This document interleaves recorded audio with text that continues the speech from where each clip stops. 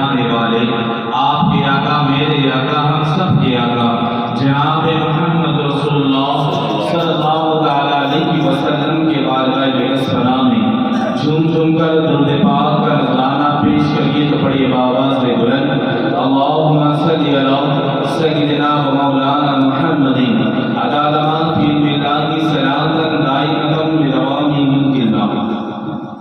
شاعر کہتا ہے دل میں کسی اور کو بسایا نہ جائے گا، دل میں کسی اور کو بسایا نہ جائے گا، ذکر رسول پاک کو بھلایا نہ جائے گا، دل میں کسی اور کو بسایا نہ جائے گا، ذکر رسول پاک کو بھلایا نہ جائے گا، وہ خود ہی جان لیں گے بتایا نہ جائے گا، وہ خود ہی جان لیں گے بتایا نہ جائے گا، ہم سے تو اپنا حال سنایا نہ جائے گا، ہم سے تو اپنا حال سنایا نہ جائے گا۔ اب ذرا آخری شعر پہ غور کیجیے گا، ہر انسان کا عقیدہ یہی ہونا چاہیے اپنے نبی کے لیے۔ شاعر کہتا ہے دوزخ میں میں تو کیا، دوزخ میں تو کیا میرا سایہ بھی نہ جائے گا، دوزخ میں تو کیا میرا سایہ بھی نہ جائے گا، کیونکہ رسول پاک سے دیکھا نہ جائے گا، کیونکہ رسول پاک سے دیکھا نہ جائے گا۔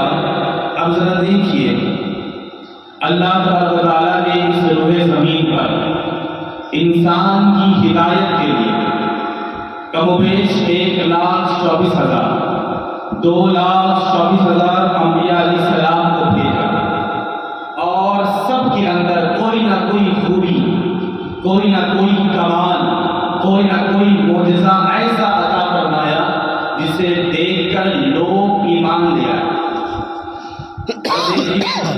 اللہ تبارک و تعالیٰ نے ابراہیم کو یہ معجزہ عطا فرمایا کہ آتش نمرود ان کے لیے سرد ہو گئی، داؤد علیہ السلام کو یہ معجزہ عطا فرمایا کہ لوہا اور جتنی بھی دھاتو چیز ہے اللہ تبارک و تعالیٰ نے اپنے پیغمبر داؤد کے لیے موم کر دیا، اور اللہ تبارک و تعالیٰ نے داؤد کو یہ کمال بھی عطا کیا کہ اتنی سریلی میٹھی آواز عطا کی کہ جب داؤد علیہ السلام توریت کی تلاوت کرتے تھے تو آسمان پہ اڑنے والے پرندے بھی فضاؤں میں رک جاتے تھے۔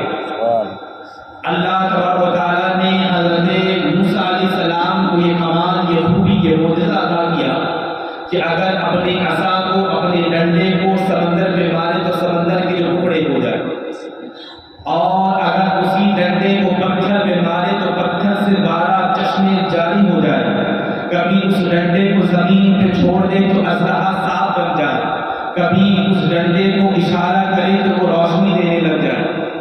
اللہ تبارک و تعالیٰ نے عیسیٰ روح اللہ کو یہ کمال، یہ خوبی، یہ معجزہ عطا کیا کہ حکم خدا سے وہ مردوں کو جلا دے، مردوں کو زندہ کر دے، مادر ذات اندھوں کو شفا دے دے، لنگڑا، لولا، کوڑا کوئی بھی بیماری لے کے آئے جو لا علاج ہو، لیکن اللہ کا پیغمبر، اللہ کا رسول عیسیٰ روح اللہ کا حکم دے تو فوراً اس کی بیماری دور ہو جائے۔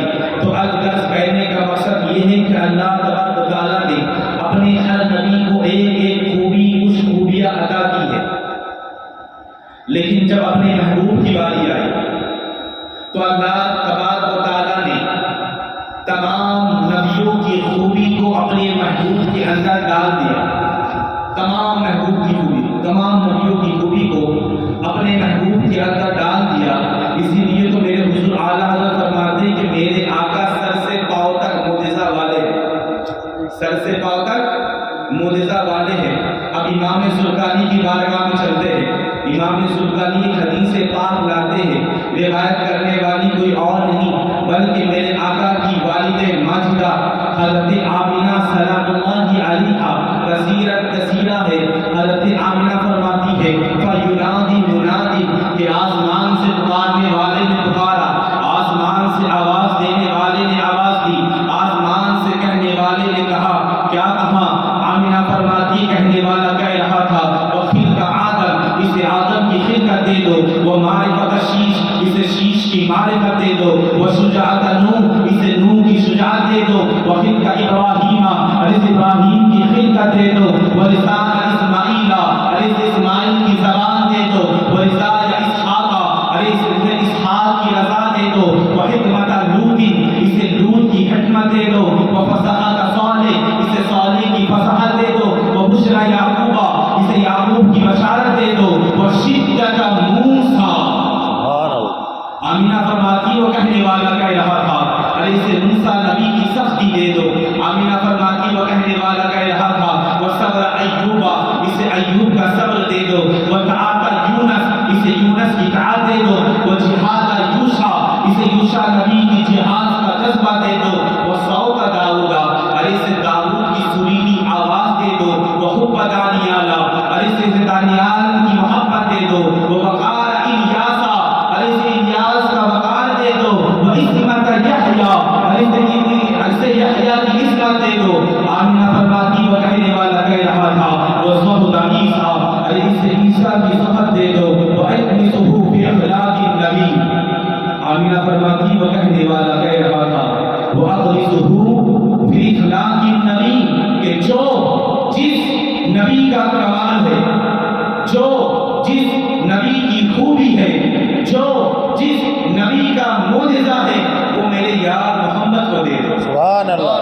अब जरा देखो ना, जो कमाल आदम का मेरे नबी में मौजूद, जो कमाल सालेह का मेरे नबी में मौजूद, जो मोजिज़ा शीश का मेरे नबी में मौजूद, जो कमाल इब्राहीम की मेरे नबी में मौजूद, जो कमाल जो खूबी ज़करिया की मेरे नबी में मौजूद, जो कमाल यहया का मेरे नबी में मौजूद, जो खूबी याकूब की मेरे नबी में मौजूद, जो मोजिज़ा ईसा का मेरे नबी में मौजूद, यानी अलगज़ के 1,24,000 2,24,000 कमोबेश अंबिया अलैहिस्सलाम के कमाल को, खूबी को, मोजिज़ात को अल्लाह ने अपने महबूब के अंदर डाल दिया। और फिर अल्लाह फरमाता है ऐ महबूब, ये जो तमाम खूबियाँ है, ये जो तमाम मोजिज़ात है, ये जो तमाम कमालात है, मैंने आपसे पहले तमाम अंबिया को अता कर दी।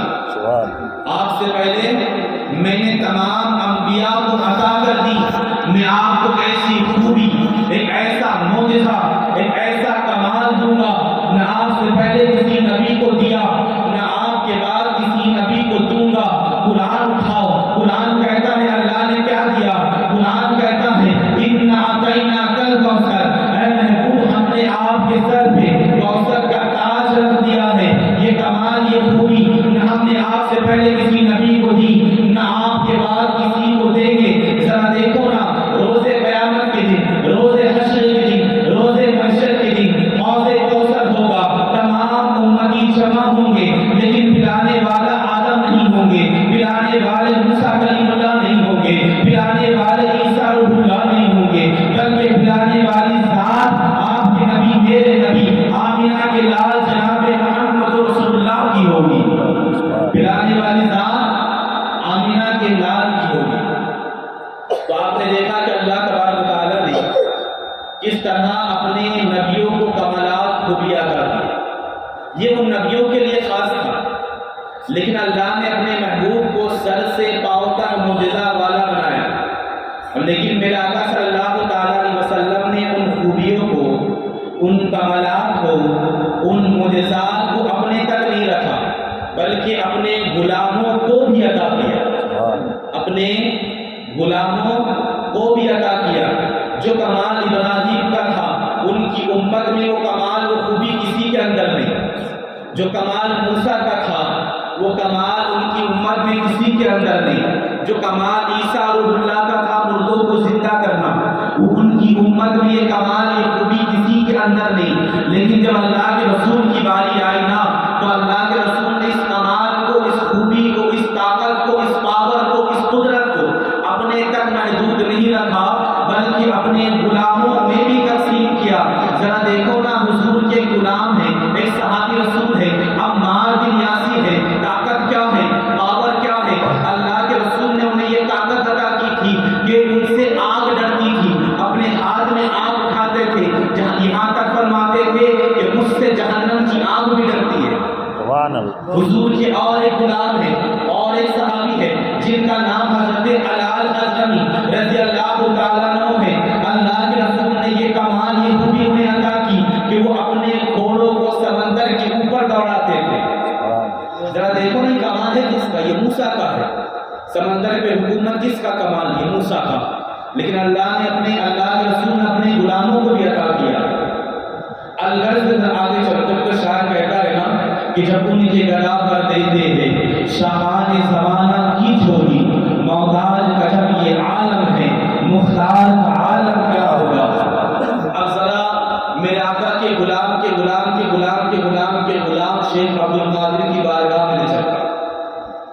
ابھی میرے غوث اعظم کی ولادت نہیں ہوئی ہے, ابھی میرے غوث اعظم اس دنیا میں نہیں آئے ہیں, لیکن میرے آقا اپنے بندے اپنے غلام اپنے بیٹے عبد القادر کا ذکر پہلے سے کرتے آ رہے ہیں. سبحان اللہ. حدیث پیش کر رہا ہوں, بابا سننا اس کو. حدیث پاک ہے کہ اللہ کے رسول صلی اللہ تعالی علیہ وسلم حسنین کریمین سے بے انتہا محبت کرتے ہیں. حسنین کریمین ہے کون؟ نواسہ رسول ہیں اور جن سے یہ پوری ولایت کا سلسلہ شروع ہوا. اب ذرا میرے غوث اعظم کی طرف دیکھیں گے نا تو غوث اعظم باپ کی طرف سے حسنی سید ہے, باپ کی طرف سے حسنی سید ہے, اور ماں کی طرف سے فاطمہ ام الخیر حسینی سید ہے. باپ کی طرف سے حسنی اور ماں کی طرف سے حسینی. جب یہ پاک نسلیں ملتی نا تو غوث اعظم میں سر بندہ پیدا ہوتا ہے. اور جب تم ہند کے راجا میرے خواجہ مہاراجا اجمیر کے ولی کی بارگاہ میں چلو گے نا تو میرے خواجہ باپ کی طرف سے حسینی سید ہے اور ماں کی طرف سے حسنی سید. باپ کی طرف سے حسینی اور ماں کی طرف سے حسنی. اب ذرا دیکھنا حضرت حسنین کریمین کا بچپن ہے, 5-6 سال کی عمر ہے. میرے آقا صلی اللہ تعالی علیہ وسلم اپنی بیٹی حضرت فاطمہ کے گھر تشریف لے گئے. اپنے دونوں نواسوں کو اپنے گود میں بٹھا کے محبت کرنے لگے. اور اللہ کے رسول اکثر امام حسین سے زیادہ محبت فرماتے تھے, اس لیے کہ ایک تو وہ چھوٹے اور دوسری بات یہ کہ غم حسین کی وجہ سے, اس لیے کہ غم حسین ایک ایسا غم ہے نا جو غموں کا امام ہے. تو اکثر میرے آقا صلی اللہ تعالی علیہ وسلم امام حسین سے زیادہ محبت کرتے تھے. لیکن جب آج اپنی بیٹی کے گھر پہنچے نا تو امام حسن کو اپنے سینے سے لگایا, پیشانی کو بوسہ دیا, لبوں کو چوما. چومنے کے بعد میرے آقا اپنے سینے سے لگا کر امام حسن کو لے کے بیٹھ گئے. جب پردے سے فاطمہ الزہرا نے دیکھی تو فرماتی ہے ام الخیر فاطمہ رضی اللہ تعالیٰ عنہ کہ ابا جان کیا بات ہے کہ آج آپ امام حسن سے زیادہ محبت فرما رہے ہیں, اسے سینے سے لگا رہے ہیں, اسے چوم رہے ہیں. تو حضور پاک صلی اللہ تعالی علیہ وسلم فرماتے کہ بیٹی محبت تو میں دونوں سے کرتا ہوں, لیکن میں آج حسن سے اس لیے زیادہ محبت کر رہا ہوں اس لیے کہ میں حسن کی پیشانی میں ایک ایسا نور دیکھ رہا ہوں. اے میری بیٹی فاطمہ, میں حسن کی پیشانی میں ایک ایسا نور دیکھ رہا ہوں کہ جب وہ نور دنیا میں پیدا ہوگا نا تو اس سے میری امت کا بہت فائدہ ہوگا. جب وہ نور دنیا میں پیدا ہوگا تو اس نور سے میری امت کا بہت فائدہ ہوگا. اور میرے آقا فرماتے ہیں بیٹی صوفیہ کرام اس نور کو عبد القادر کہا کریں گے. صوفیہ کرام اس نور کو کیا کہا کریں گے؟ عبد القادر کہا کریں گے. اب ذرا چلتے ہیں کس کی بارگاہ میں؟ ولیوں کے سردار مولا کائنات کی بارگاہ میں. مولا کائنات شیر خدا داماد مصطفیٰ پیغمبر رسول حضور مولا کائنات فرماتے ہیں, روایت مولا کائنات سے کہ مولا کائنات نے اپنے بیٹے امام حسن کو اور امام حسین کو بلایا. بلانے کے بعد ایک چھپا ایک مسلح اپنے بیٹے امام حسین کو عطا کیا. فرمایا اے میرے بیٹے اس چھپے کو تو اپنے بیٹے امام زین العابدین کو دے دے, اور اپنے بیٹے امام زین العابدین سے کہنا کہ اس چھپے کو امام باقر کو دے دے. امام باقر کو کہنا کہ امام جعفر کو دے دے. امام حسین فرماتے ہیں یہ سلسلہ کب تک رہے گا, یہ چھپے گا اور یہ مسلح کا سلسلہ کب تک رہے گا؟ تو مولا کائنات فرماتے ہیں جب تک تمہارے بیٹوں میں عبد القادر نہ پیدا ہو, جب تک تمہارے بیٹوں میں عبد القادر نہ پیدا ہو جائے تب تک یہ سلسلہ چلے گا. اب یہاں پہ سوال آتا ہے کہ لوگ پوچھتے ہیں کہ غوث سمدانی کو ربانی شہباز رحمانی شیخ عبد القادر جیلانی اللہ کے محبوب تھے کہ اللہ کے عاشق تھے؟ اور آپ کو یہ بات معلوم ہونا چاہیے کہ محبوب اور عاشق میں بہت فرق ہے. محبوب اور عاشق میں بہت فرق، یہ دونوں الگ دین دیا ہے. حضرت غوث اعظم فرماتے ہیں کہ جب میں بچپن کے عالم میں تھا اور جب میں باہر نکلا تو آسمان سے بادلوں سے آواز آئی کہ اے عبد القادر تم بڑے ہو کے کیا بنو گے؟ اے عبد القادر تم بڑے ہو کے کیا بنو گے؟ عاشق بنو گے کہ محبوب بنو گے؟ کیا بننا ہے تمہیں بڑے ہو کے؟ عاشق بننا ہے کہ محبوب بننا ہے؟ تو عبد القادر فرماتے ہیں کہ میں اپنی ماں کی بارگاہ میں پہنچا، فاطمہ ام الخیر کی بارگاہ میں نے اپنی ماں سے سارا منظر بیان کیا کہ اپنی جان آج ایک عجیب و غریب منظر میرے ساتھ پیش آیا ہے کہ بادلوں سے آواز آئی کہ عبد القادر بڑے ہو گے تم کیا بنو گے؟ محبوب بنو گے یا عاشق بنو گے؟ لوگ کرتے نا، پوچھتے نا اپنے بچوں سے کہ بڑے ہو گے تمہیں کیا کرنا ہے؟ انجینئر بننا ہے، ڈاکٹر بننا ہے، حافظ قرآن بننا ہے، قاری بننا ہے، عالم بننا ہے، فاضل بننا ہے، کیا بننا ہے؟ تو غوث اعظم کی ماں کہتی کہ بیٹا تجھے جو بھی بننا ہو سوچ سمجھ کے فیصلہ کرنا، تجھے جو بھی بننا ہو سوچ سمجھ کے فیصلہ کرنا، اس لیے کہ بہت بڑا فیصلہ ہے. اس لیے کہ جب آدمی اپنی زندگی کا فیصلہ کرتا ہے اس کے بعد ہی وہ قوم کرتا ہے. اگر اسے ڈاکٹر پڑھنا ہے تو ڈاکٹر والی پڑھائی کرے گا، انجینئر بننا ہے تو انجینئر والی پڑھائی کرے گا، عالم دین بننا ہے، مفتی بننا ہے تو اس حساب سے وہ پڑھائی کرے گا.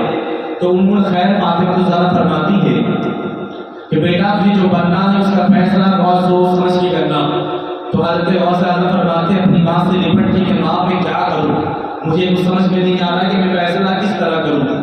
تو غوث اعظم کی ماں کہتی ہے کہ قریب میں ایک درویش رہتا ہے، قریب میں ایک اللہ والا رہتا ہے، پاس ہی میں کون رہتا ہے؟ اللہ والا رہتا ہے.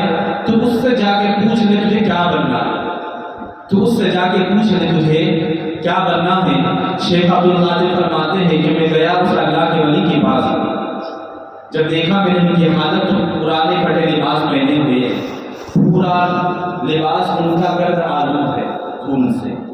تو میں نے ان سے کہا کہ اے اللہ کے ولی، اے اللہ کے محبوب بندے، میں تجھ سے ایک سوال پوچھنے آیا ہوں، ایک مسئلہ لے کے آیا ہوں. تو اللہ کے ولی درویش کہتے ہیں بیٹا کیا ہے؟ فرمایا میرا مسئلہ یہ ہے کہ میں کیا بنوں، عاشق بنوں کہ محبوب بنوں؟ اے اللہ کے ولی میں کیا بنوں، عاشق بنوں کہ محبوب بنوں؟ تو اللہ کے ولی فرماتے ہیں کہ اے عبد القادر تم کل آنا، میں کل تمہیں جواب دوں گا، تم کل آنا میں کل تمہیں جواب دوں گا. شیخ عبد القادر فرماتے ہیں کہ میں اپنے گھر آ گیا. آنے کے بعد پوری رات میں روتا رہا، اس لیے کہ کل میری قسمت کا فیصلہ ہونے والا ہے، کل میری تقدیر کا فیصلہ ہونے والا تھا کہ میں کیا بنوں گا، عاشق بنوں گا کہ محبوب بنوں گا. غوث اعظم فرماتے ہیں کہ صبح ہوئی تو میں نے اپنی ماں سے اجازت لی، سلام لے کر میں اس اللہ کے ولی کی بارگاہ کی طرف نکلا. تو جب میں اس مقام میں پہنچا جہاں وہ اللہ کے ولی رہتے تھے تو میں کیا دیکھتا ہوں کہ وہاں پہ اللہ کے ولی نہیں ہے. تو میں نے لوگوں سے پوچھا بھائی یہاں پہ جو کل درویش بیٹھا تھا، اللہ کا ولی جو بیٹھا تھا کہاں ہے؟ تو لوگوں نے بتایا کہ رات میں اس کا انتقال ہو گیا ہے، رات میں اس کا انتقال ہو گیا ہے. تو غوث اعظم فرماتے ہیں کہ تم نے اسے کہاں دفن کیا، تم نے اسے کہاں دفن کیا؟ تو اب ذرا لوگوں کا جواب سننا. لوگ کہتے ہیں کہ ہمیں اس کے مذہب کے بارے میں نہیں پتا تھا. تو دیکھو یہ اللہ کے ولی کیسے کس طرح اپنی ولایت کو چھپا کے رکھتے ہیں. لوگوں نے کہا کہ ہمیں ان کے مذہب کا پتہ نہیں تھا، اس لیے ہم نے ان کے پاؤں میں رسی باندھ کر گھسیٹتے ہوئے جنگلوں میں پھینک دیا اور ان کی لاش کو چیل کوے کھا رہے ہیں. اور ایک کتاب میں یہ بھی لکھا ہے کتے بھی ان کی لاش کو نوچ رہے ہیں. کون ہے یہ؟ اللہ کے ولی ہے. لیکن سلوک دیکھو کیا ہو رہا ہے کہ لوگوں نے پاؤں میں رسی باندھ کے گھسیٹتے ہوئے پھینک دیا جنگلوں میں. جب عبد القادر نے سنا نا تو بہت جلال آیا کہ مجھ سے وعدہ کیا تھا کہ کل اپنا جواب لے کے جانا. تو شیخ عبد القادر اس لاش کے پاس پہنچے، اس درویش کے، اللہ کے ولی کی لاش کے پاس، اور جلال بھرے انداز میں کہنے لگے اے اللہ کے ولی تو اللہ کا دوست ہے نا، تو اللہ کے دوستوں میں ہے، تو صداقت والا ہے نا. اللہ کے ولی کبھی بھی اپنے وعدوں کو نہیں توڑتے، کبھی اپنی وعدوں کو ضائع نہیں کرتے. تو نے تو سے وعدہ کیا تھا کہ کل آنا اور اپنا جواب دے کے بجانا، لیکن تو رات ہی میں چل گیا۔ کیسا تو اللہ کا ولی ہے جو اپنا وعدہ تمہیں توڑ دیا۔ تو شیخ عبد القادر فرماتے کہ جب میں نے یہ کہا نا تو اس نوچی ہوئی لاش سے آواز آنے لگی، عبد القادر کیا تیرا سوال تھا پوچھ لے۔ اس نوچی ہوئی لاش سے آواز ہے، عبد القادر اپنا سوال پوچھ۔ عبد القادر فرماتے ہیں اے درویش بتا میں کیا بنوں، عاشق بنوں کہ محبوب بنوں؟ عاشق بنوں کہ محبوب بنوں؟ تو وہ لوچی ہوئی لاش کہتی ہے کہ عبد القادر اگر تو محبوب بنے گا نا تو محبوب کی ناز اور نخرے بڑی اٹھائی جاتی ہے۔ محبوب کی آوت اگر بہت ہوتی ہے، لوگ ناز اور نخرے زیادہ اٹھاتے ہیں، لوگ محبوب کے پیچھے ہاتھ باندھے گھومتے ہیں، پوری دنیا محبوب کے پیچھے رہتی ہے۔ اگر تجھے محبوب بننا ہے تو تمام لوگ تیرے پیچھے رہیں گے۔ اے عبد القادر اگر تو عاشق بنے گا نا تو دیکھ لے تیرے سامنے عاشق کی لاش پڑی ہوئی ہے۔ اگر تجھے عاشق بننا تو دیکھ لے تیرے سامنے عاشق کی لاش پڑی ہوئی ہے۔ اتنا سننا تھا کہ میرے غوث اعظم نے اپنے دونوں ہاتھوں کو فضاؤں میں اٹھا لیا اور زور سے کہنے لگے اللہ اکبر اللہ اکبر اللہ اکبر اللہ اکبر۔ شیخ عبد القادر کہنے لگے اے درویش خدا کی ولی سن، اگر عاشق بننے میں اتنی دشواری ہے تو یہ شیخ عبد القادر عاشق بن کے دکھائے گا۔ سبحان اللہ۔ یہ شیخ عبد القادر عاشق بن کے دکھائے گا، اور پھر اس انداز میں عاشق بنے کہ زبان پاک سے جو نکلتا اللہ اس کو قبول فرماتے ہیں۔ سبحان اللہ۔ جو بھی زبان پاک سے نکلتا اللہ قبول کر لیتا۔ یہاں تک کہ غوث اعظم فرماتے ہیں جب تک میں اجازت نہ دوں، جب تک میں مہر نہ لگاؤں، تب تک اللہ کسی کو ولایت بھی عطا نہیں کرے۔ سبحان اللہ۔ اب یہ کیا ہے؟ دعا ہے۔ آپ کو معلوم ہونا چاہیے کہ غوث اعظم بغداد کے مدرسے میں تعلیم حاصل کر رہے تھے تو ایک اللہ کے بزرگ گزرے ہیں، ایک ولی گزرے ہیں جن کا نام ابو عبداللہ ہے۔ فرماتے کہ میں نے اپنی صحبت غوث پاک کے ساتھ پائی ہے، میں کلاس فیلو تھا، میں ساتھی تھا غوث اعظم کا، ان کے مدرسے میں ان کے ساتھ میں نے پڑھا ہے۔ وہ فرماتے ہیں کہ ہمارے مدرسے میں ایک بچہ اور تھا جس کا نام ابن شقا تھا، وہ بہت لائق سمجھدار بچہ تھا، بہت لائق، کہتے ہیں نا کہ بہت عقل مند بچہ، ہوشیار جسے آپ لوگ کہتے ہیں، پورے مدرسے میں سب سے ہوشیار، کیا نام تھا اس کا؟ ابن شقا۔ تو حضرت عبداللہ فرماتے ہیں کہ ہم لوگ جب مدرسہ پڑھتے تھے تو ہم پڑھائی بھی کرتے تھے، اللہ کے رسول کا دین بھی سیکھتے تھے اور اللہ والوں کی زیارت بھی کرتے تھے، اللہ والوں کی زیارت بھی کرتے تھے۔ فرماتے ہیں کہ اس وقت بغداد میں اللہ کے ولی آئے جن کا نام تھا محمد غوث۔ کیا نام تھا؟ محمد غوث۔ اور ان کی کرامت یہ تھی کہ وہ 1 منٹ کے لیے حاضر ہوتے محفل میں اور 1 منٹ بعد غائب ہو جاتے، پھر 1 منٹ کے بعد پھر واپس آتے۔ تو ہم لوگوں نے ان کی کرامت سنی تو ہم لوگ مدرسے سے نکلے تینوں۔ حضرت عبداللہ فرماتے کہ میں بھی نکلا، غوث اعظم بھی تھے اور ابن شقا بھی تھا، ہم تینوں ان کی ملاقات کے لیے نکلے تاکہ ان کے پاس سے کچھ فیضاب ہو جائے۔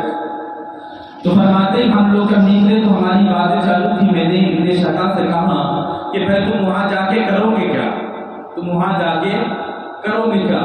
تو ابن شقا کہتے ہیں کہ میں تو اس ولی سے ایسا سوال کروں گا، ایک ایسا سوال پوچھوں گا جو اس کو جواب ہی نہ آئے، ایک ایسا سوال کروں گا کہ وہ جواب ہی نہ دے پائے۔ اور پھر ابن شقا نے کہا عبداللہ تم کیا کرو گے؟ کہا میں بھی سوال پوچھوں گا، دیکھوں گا کیا جواب دیتے ہیں۔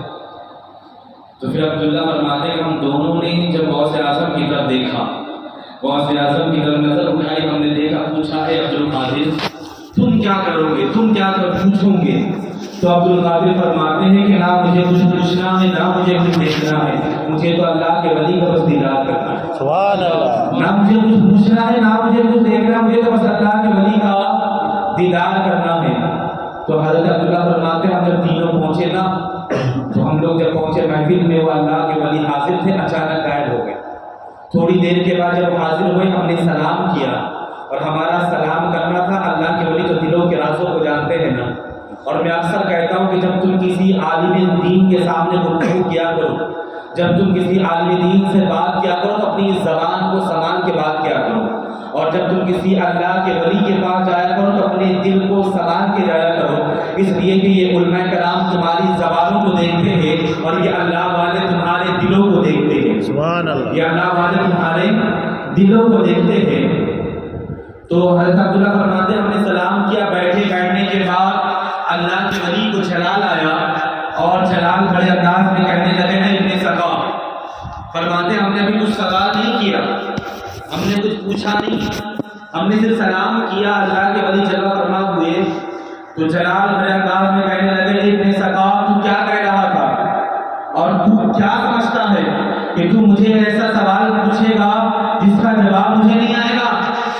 ابن سقا مجھے تیرے اندر سے کفر کی بدبو آ رہی ہے، مجھے تیرے اندر سے کفر کی کیا آ رہی ہے، بدبو آ رہی ہے۔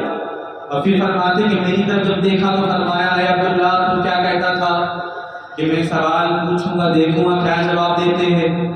فرماتے ہیں کہ مجھے تیرے اندر سے کفر کی بدبو تو نہیں آتی ہے لیکن تو دنیا دار بن جائے گا، لیکن تو دنیا دار بن جائے گا۔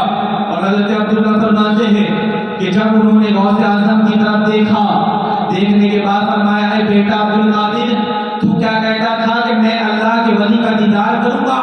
جا میں تیرے حق میں دعا کرتا ہوں کہ اللہ تجھے کو مقام عطا کرے کہ جب تک تیرا قدم اولیاء کے گردن پہ نہ لگے اس کو ولایت نہ ملے۔ سبحان اللہ۔ جا میں تیرے حق میں دعا کرتا ہوں کہ جب تک تیرا قدم لوگوں کی گردن پہ نہ پڑے اللہ اسے ولایت نہ عطا کرے۔ سبحان اللہ۔ حضرت عبداللہ فرماتے ہیں کہ ہم جب بڑے ہوئے تو ابن سقا بہت ہوشیار لائق بچہ تھا نا، بہت بڑا عالم، بہت بڑا مفتی اور بہت بڑا مقرر بنا، یہاں تک کہ اسے ایک عیسائی بادشاہ نے اپنے پاس بلا لیا اور اسے اپنی دربار میں خاص عہدہ بھی عطا کیا۔ پھر حضرت عبداللہ فرماتے ہیں کہ اس نے بہت کچھ کیا لیکن کیا خدا کا بندہ کرتا تو کیا کرتا، بددعا تو ملی تھی نا۔ حضرت عبداللہ فرماتے ہیں کہ اسے بادشاہ کی بیٹی سے محبت ہو گئی، بادشاہ کے پاس گیا کہ میں آپ کی بیٹی سے نکاح کرنا چاہتا ہوں، بادشاہ نے کہا اس کے لیے عیسائی بننا پڑے گا۔ وہ سکا جو قرآن کا مفسر بھی تھا، حدیث کا محدث بھی تھا، بڑا عالم تھا، لیکن دیکھا گیا دنیا نے دیکھا اللہ کے ولی کی بددعا کی وجہ سے وہ کافر بھی بن گیا، وہ عیسائی بن گیا۔ اور پھر فرماتے میرا حال میں نے دیکھا کہ مجھے ایک بادشاہ نے اپنے پاس بلا دیا، بڑا عہدہ دیا، دنیا میرے گلے تک آ گئی، میں مال کو دنیا کو دور دھکیلتا لیکن مال میرے پاس آتے رہتا، یہاں تک کہ میں پورا مال میں ڈھک گیا، اس لیے کہ اللہ کے ولی کی زبان سے نکلا تھا نا۔ حضرت عبداللہ فرماتے مجھے ہوش اس وقت آیا، مجھے شعور اس وقت آیا، مجھے عقل اس وقت آیا کہ جب میں نے دیکھا کہ غوث اعظم اسٹیج پہ جلوہ فرما ہے، 70,000 کی محفل ہے بغداد میں اور عبد القادر وہ کہہ رہا ہے کہ میرا قدم سارے اولیاء کی گردنوں پہ ہے۔ سبحان اللہ۔ فرماتے مجھے ہوش اس وقت آیا کہ جب میں نے عبد القادر کی زبان سے سنا کہ میرا قدم تمام اولیاء کے گردنوں پر ہے۔ 70,000 کے مجمع میں عبد القادر جیلانی نے یہ کہا، اور جب یہ آواز خراسان کی سرزمین تک پہنچی اور میرے حضور خواجہ کریم نواز کے کانوں تک پہنچی تو ذرا دیکھیے خواجہ کریم نواز اپنی گردن کو جھکا کر فرماتے ہیں اے اللہ کے ولی، اے سید الاولیاء، اے غوث اعظم، آپ کا قدم مبارک بس میرے گردن پہ کیوں، آپ کا قدم مبارک میرے دل میں بھی ہے، میرے جگر میں بھی ہے، میری آنکھ پر بھی ہے، میرے سر پر بھی ہے، گردن پہ ہی کیوں؟ حضرت خواجہ فرماتے ہیں یہ دل ہے، یہ جگر ہے، یہ آنکھ، یہ سر ہے، یہ دل ہے، یہ جگر ہے، یہ آنکھ، یہ سر ہے، جہاں چاہے رکھو قدم غوث اعظم، جہاں چاہے رکھو قدم غوث اعظم۔ ذرا دیکھو نا غوث اعظم کی محفل ہے، 70,000 کا مجمع ہے، لیکن کرامت دیکھو غوث اعظم کی، جب غوث اعظم خطاب کرتے بیان کرتے نا تو جو آواز پہلے والوں کو سنائی دیتی، جتنی تیز آواز پہلے والوں کو سنائی دیتی اتنی ہی تیز آواز سب سے پیچھے والوں کو سنائی دیتی۔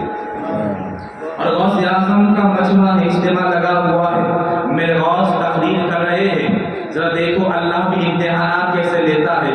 جب میرے غوث اعظم تقریر فرما رہے تھے نا تو اچانک بغداد میں بارش شروع ہو گئی، جب بارش شروع ہوتی ہے نا تو آپ جو لوگ جانتے ہیں کہ لوگ محفل چھوڑ کے بھاگ جاتے ہیں، لیکن قربان جاؤ غوث اعظم کی زبان پر، غوث اعظم کی اس سریلی آواز پر، جس آواز پہ انسان تو انسان، جنات بھی، یہاں تک کہ آسمان کے فرشتے بھی زمین پہ اتر کر غوث اعظم کے خطاب کو سنتے ہیں۔ سبحان اللہ۔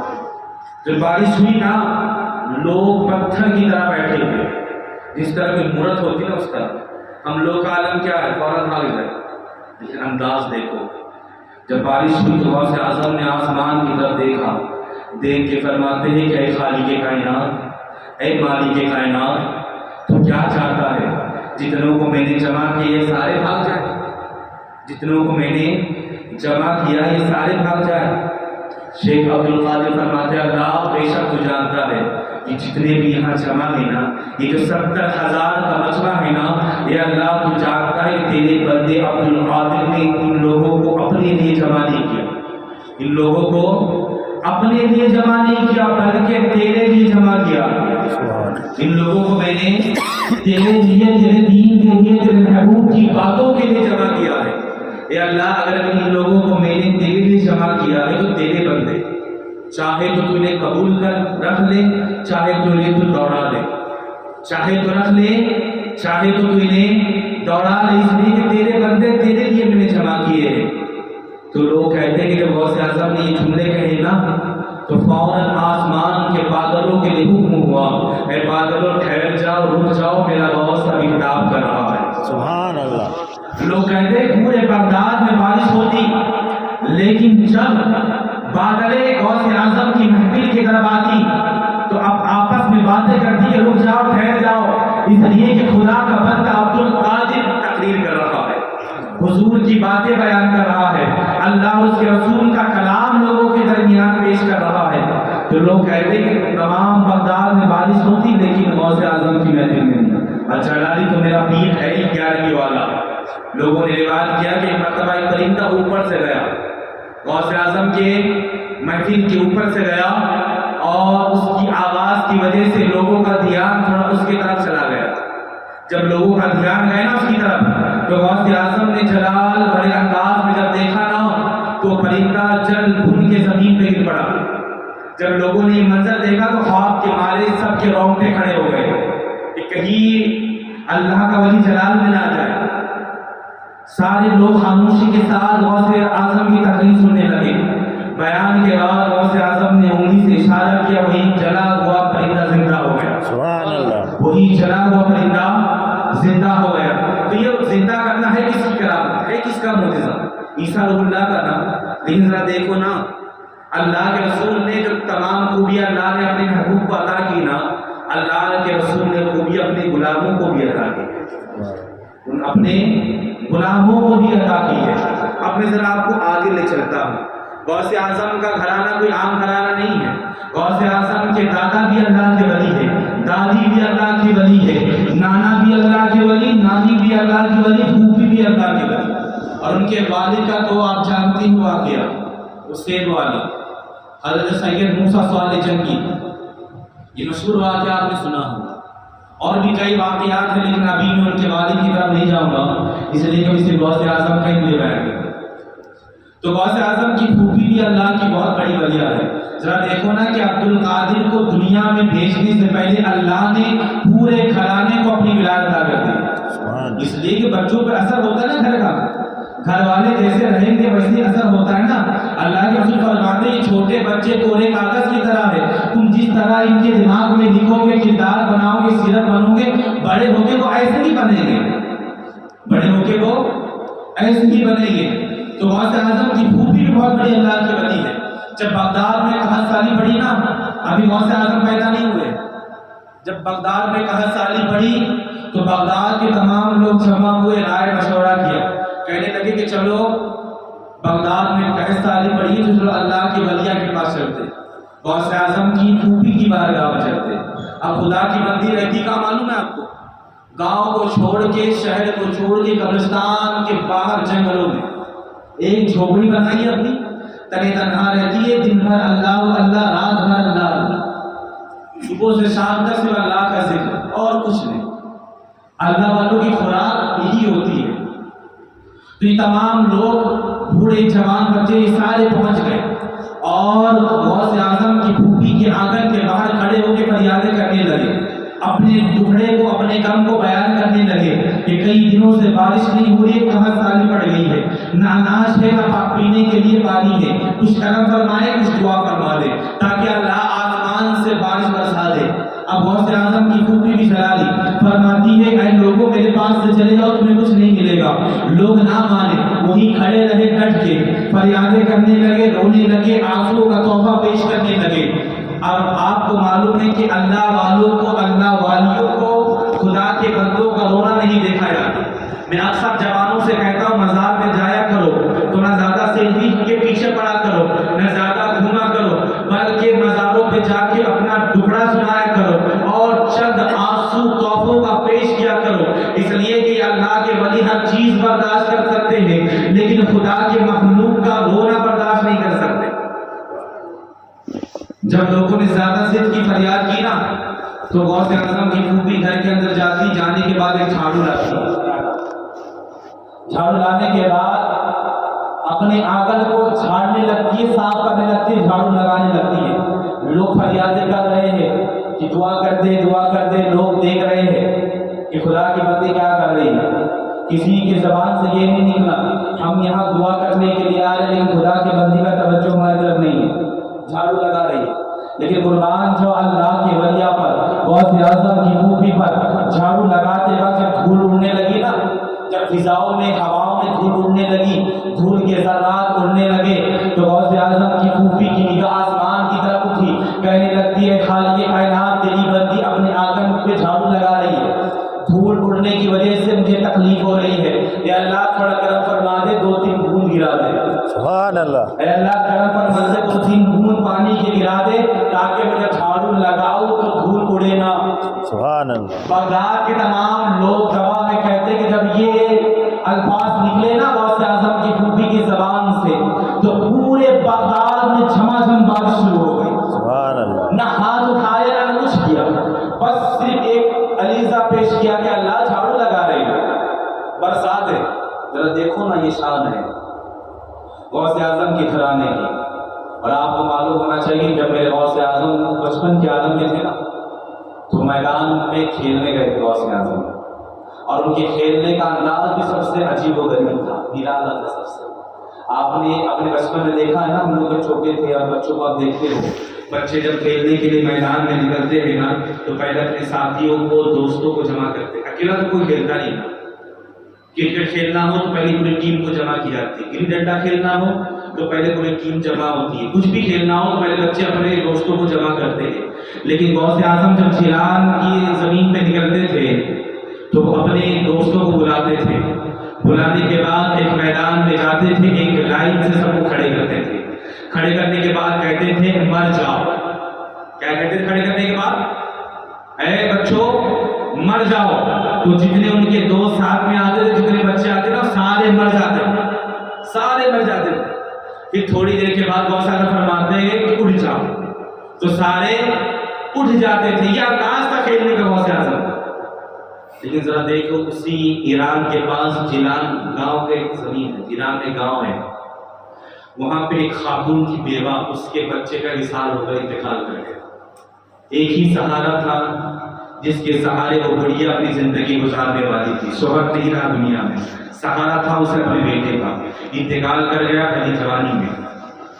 جب وہ روئی اپنا ٹکڑا لوگوں کو اس نے سنائی تو عورتوں نے لوگوں نے کہا ایک کام کر، صبر کر، اس لیے کہ بغداد میں ایک حضور کے گھرانے کا صاحبزادہ، ایک شہزادہ ہے اللہ کے رسول کے گھرانے کا، ایک ایسا نورانی چہرے والا بچہ ہے کہ جب وہ صبح اپنے دوستوں کے ساتھ نکلتا ہے نا اور جب اپنے دوستوں کو حکم دیتا مر جاؤ تو تمام بچے مر جاتے ہیں، جب وہ حکم دیتا بچوں زندہ ہو جاؤ تو تمام بچے زندہ ہو جاتے ہیں۔ ایک کام کرنا، صبح تک صبر کر لے، اپنے بچے کی لاش کو سنبھال کے رکھ، جب وہ عبد القادر نامی بچہ آئے گا اپنے دوستوں کے ساتھ اور جب حکم دے گا بچوں کو کہ مر جاؤ، جب تمام بچوں کی لاش وہاں ہوگی، انہی لاشوں میں اپنے بچے کا لاش بھی رکھ دینا، انہی بچوں میں اپنے بچے کی لاش کو بھی تو رکھ دینا۔ ہو سکے جب خدا کا بندہ عبد القادر کہے اٹھ جا تو تیرا بیٹا بھی ہو سکے اٹھ جائے۔ اب اس کو تسلی ملی، امید ملی، تسلی ملی، امید ملی۔ امید سے ایک بات مجھے یاد آئی ہے، اکثر میں کہتا ہوں سن لو کام آئے، اس بات کو دل میں نوٹ کر لینا، کبھی بھی اللہ کی ذات سے امید نہ لگا، کبھی بھی نہیں۔ امید کس سے لگانا؟ بندوں سے، اللہ کی ذات سے امید کبھی نہیں، اس لیے کہ اللہ امید کہتے کسے؟ مثال کے طور پہ کسی سے مجھے پیسے کی ضرورت ہے، میں نے کہا کہ بھائی مجھے کل آپ سے پیسے کی ضرورت ہے، آپ میرے بہت قریبی ہیں، میں نے کہا ٹھیک ہے بھائی میں آپ کو پیسہ دے دوں گا، امید ہے نا مجھے کل وہ دے گا۔ صبح جب میں پہنچا کہا کہ بھائی پیسوں کا بندوبست نہیں ہو سکا، میں نہیں دے سکتا، اب وہ امید ٹوٹی نا، امید ٹوٹی نا وہ۔ تو میں اکثر کہتا ہوں لوگوں سے کہ لوگوں سے امید لگایا کرو، خدا سے نہیں، اس لیے کہ خدا سے یقین لگایا کرو۔ لوگوں سے امید اور خدا سے یقین، اس لیے کہ تمہارا محبوب کہتا ہے، تمہارے نبی فرماتے ہیں، آمینہ کے لال میرے آقا صلی اللہ تعالیٰ علیہ وسلم فرماتے ہیں، اپنے رب پہ یقین کیا کرو، جو ملے گا اللہ سے ملے گا۔ یہ نہیں اللہ تو چاہے تو دے، تو چاہے تو نہ دے، نہ اس طرح اپنی دعاؤں کو نہ کیا کرو، بلکہ اللہ تو ہی دے گا اور تیرے سوا کون دے گا۔ یہ معاملہ نہیں کہ تو دے گا یا نہ دے، تو ہی دے گا، اس لیے اگر تو نہ دیا تیرے پاس، تیرے علاوہ جاؤں گا کس کے پاس؟ تو اللہ کے رسول فرماتے ہیں اپنے رب سے یقین، اس لیے میں کہتا ہوں کہ یا رسول اللہ میں نے تیرا کہاں مان لیا، یا رسول اللہ میں نے تیرا کہاں مان لیا، میں نے بن دیکھے اسے خدا مان لیا، سبحان اللہ، بن دیکھے میں نے اسے خدا مان لیا۔ جب صبح کا وقت ہوا نا، وہ ماں امید کے ساتھ اٹھی اور لوگ جمع ہوئے، لوگوں نے جب دیکھا کہ عبد القادر نکل چکے ہیں بچوں کے ساتھ، تو وہ گاؤں والوں بھی اور وہ ماں بھی اپنے بچے کی لاش کو لے کے پہنچی، چھپ گئی جگہ کہ عبد القادر کی نظر نہ پڑے۔ جب تھوڑی دیر بعد عبد القادر نے تمام بچوں کو لائن سے لگایا، لگانے بعد فرمایا مر جاؤ، تمام بچے مر گئے، تو چپکے سے آ کے اس ماں نے اپنی بچے کی لاش کو ان بچوں کے ساتھ رکھ دی، اسی انتظار میں کہ خدا کا بندہ کہے گا کہ زندہ ہو جائے، تمام بچے زندہ ہو جائے۔ تھوڑا وقت گزرا، غوث اعظم فرماتے ہیں بچوں سے کہ بچوں زندہ ہو جاؤ، ذرا اچھا لگا، سبحان اللہ، سمجھ میں آ رہی کہ بات اچھی لگ رہی کہ نہیں؟ سبحان اللہ، سبحان اللہ۔ میں جان رہا ہوں کہ آپ لوگ بہت دلچسپی کے ساتھ سن رہے ہیں، آپ کا چہرہ ہی بتا رہا ہے۔ تو غوث اعظم نے فرمایا تمام بچوں زندہ ہو جاؤ، تو تمام بچے زندہ ہو گئے، لیکن اس ماں کی امید زندہ نہیں ہوئی، وہ بچہ زندہ نہیں ہوا، تمام بچے زندہ ہو گئے، پھر ماں کی امید ٹوٹی، وہ ماں غوث اعظم کے قدموں میں گری، رو کے کہنے لگی اے خدا کے ولی، اے نبی کے کرانے والے شہزادے، میں تیری چوکھٹ پہ آئی تھی، تیری بارگاہ میں آئی تھی اس امید سے آئی تھی کہ تو حکم دے گا تو میرا بچہ زندہ ہو جائے گا۔ میں رات بھر کی امید اپنے دل میں لے کے بیٹھی تھی، یہ آرزو میں نے لگائی تھی تجھ سے کہ تو حکم دے گا تو میرا بچہ زندہ ہو جائے گا۔ ذرا دیکھنا تمام بچے زندہ ہو گئے سوائے میرے بچے کے، تمام بچے زندہ ہو گئے سوائے میرے بچے کے۔ تو عبد القادر فرماتے ہیں اس بوڑھی خاتون سے، اے ماں، جن کو میں نے مارا تھا ان کو میں نے زندہ کر دیا، جن کو میں نے مارا تھا ان کو میں نے زندہ کر دیا، تیرے بچے کو کسی اور نے مارا، تیرے بچے کو کسی اور نے مارا، وہی انہیں زندہ کرے گا۔ اب وہ خاتون تڑپ کے روئی، قدموں میں گری، فریادیں کرنے لگی غوث اعظم کی بارگاہ میں۔ اور میں نے کہا نا کہ اللہ کے ولیوں کو رونا دیکھا جاتا نہیں، غوث اعظم نے اپنے دونوں ہاتھوں کو فضا میں اٹھا دیا، اٹھانے کے بعد ایسے اشارہ کیا، پھر دوسرے ہاتھ سے ایسے اشارہ کیا، اور دوسرے ہاتھ سے ایسے اشارہ کرنا تھا کہ بچہ زندہ ہو گیا، سبحان اللہ۔ اب جب غوث اعظم جانے لگے نا، تو اس ماں نے غوث اعظم کے دامن کو پکڑ لیا، کہنے لگے شیخ عبد القادر، میرا بچہ زندہ ہوا تو کیسے ہوا؟ تم نے جو ہاتھ آسمانوں میں اٹھایا تھا اور اشارہ کیے تھا، اس کا کیا مطلب ہے؟ غوث اعظم فرماتے تیرا کام ہو گیا نا، تو جا، فالتو باتوں میں کیوں ماننا؟ تو ماں کہتی کہ غوث اعظم جب تاریخ لکھنے والے لکھیں گے، جب لوگ مجھ سے پوچھیں گے کہ کس طرح سے عبد القادر نے تیرے بچے کو زندہ کیا تھا، تو میں کیا کہوں گی انہیں؟ تو عبد القادر فرماتے ہیں کہ جب میں نے اپنے دونوں فضاؤں کو آسمان میں اٹھایا تھا، دونوں ہاتھوں کو فضاؤں میں اٹھایا میں نے سیدھے ہاتھ سے اشارہ کیا تھا اس وقت فرشتوں نے تیرے بچے کا نام مردوں کے لسٹ میں لکھ دیا تھا. اس وقت میں نے یوں اشارہ کر کے تیرے بچے کا نام مردوں کے لسٹ سے مٹا دیا. اور جب میں نے دوسرے ہاتھ سے اشارہ کیا اس وقت میں نے اشارہ کر کے تیرے بچے کا نام مردوں کے لسٹ سے نکال کر زندوں کے لسٹ میں ڈال دیا. سبحان اللہ. مردوں کی لسٹ سے نکال کر زندوں کی لسٹ میں ڈال دیا تھا. اب ذرا چلو غوث اعظم کے بچپن میں ہے نا, ابھی جوانی تو بہت دور کی بات ہے, اس لیے کہ جب میں موضوع پکڑتا ہوں بچپن ہی تو بچپن میں کمال کر دیتا ہوں, اس لیے کہ میرے غوث اعظم ہے کمال والے ولی. سبحان اللہ. غوث اعظم فرماتے ہیں ہمارے گاؤں میں ایک بیل قابو میں آگے بچ چکے, بچے اسے پریشان کرنے لگے, کوئی پوچھ کھینچتا, کوئی اسے چمٹی دیتا, کوئی سینگ پکڑتا. غوث اعظم فرماتے ہیں کہ جب بچوں کو پکڑنا آ جاتا تو جانتے ہیں کیا ہوتا ہے. غوث اعظم فرماتے انہیں بچوں میں بھی تھا, میں نے بھی اس کے پوچھ کو, اس کی دم کو پکڑا, میں نے بھی اس کے پوچھ کو دم کو پکڑا. تو غوث اعظم فرماتے جب میں نے پکڑا نا تو اس بیل نے مڑ کے میری طرف دیکھا اور دیکھنے کے بعد فرمایا اے عبد القادر تو ایسا نہ کر, اے عبد القادر تو ایسا نہ کر, اللہ نے تجھے اس کام کے لیے نہیں بھیجا. غوث اعظم فرماتے جب بیل نے مجھ سے کلام کیا نا میں بہت ڈر گیا, خوف طاری ہوگا میرے اندر. پہلی مرتبہ میں نے بیل کو بات کرتے ہوئے دیکھا. اب یہاں مسئلہ کیا معلوم ہے, ہمارے سنی حضرات بھی دلیل مانگتے ہیں. میں اکثر کہتا ہوں جب اللہ والوں کی بات آئے دلیل نہ مانگا کرو, لیکن ابھی معاملہ ایک زمانہ ایسا آ گیا نا کہ لوگ جب کرامت بھی سنتے دلیل مانگتے. آؤ میں تمہیں اللہ کے رسول کی حدیث سناتا ہوں. میرے کریم آقا صلی اللہ تعالیٰ علیہ وسلم فرماتے ہیں کہ ایک شخص جو ہے بیل کے اوپر سواری کر رہا تھا. کس کے اوپر؟ بیل کے اوپر. اب سواری کرنے کے لیے اللہ نے گھوڑوں کو, کھچروں کو, گدھوں کو, اونٹ کو بنائے نا. یہ جانور سواری کے لیے ہوتے ہیں, اونٹ, گدھا, کھچر, گھوڑا. بیل کس کام کے لیے آتا؟ کھیتی باڑی کے لیے نا, ہل چلانے کے لیے نا. تو وہ آدمی بیل کی سواری کر رہا تھا. جب وہ بیل کے اوپر بیٹھا نا تو میرے آقا فرماتے ہیں کہ بیل مڑ کے اس کی طرف دیکھنے لگا, اور دیکھنے کے بعد اس سے کہتا ہے تو بہت پاگل آدمی معلوم ہوتا ہے, بہت عجیب و غریب آدمی ہے تجھے پتا نہیں کہ اللہ نے مجھے سواری کے لیے پیدا نہیں کیا, میرے پیدا کرنے کا مقصد کھیتی باڑی کرنی ہے, مجھ سے وہ کام کر, تو بہت پاگل معلوم ہوتا ہے مجھے.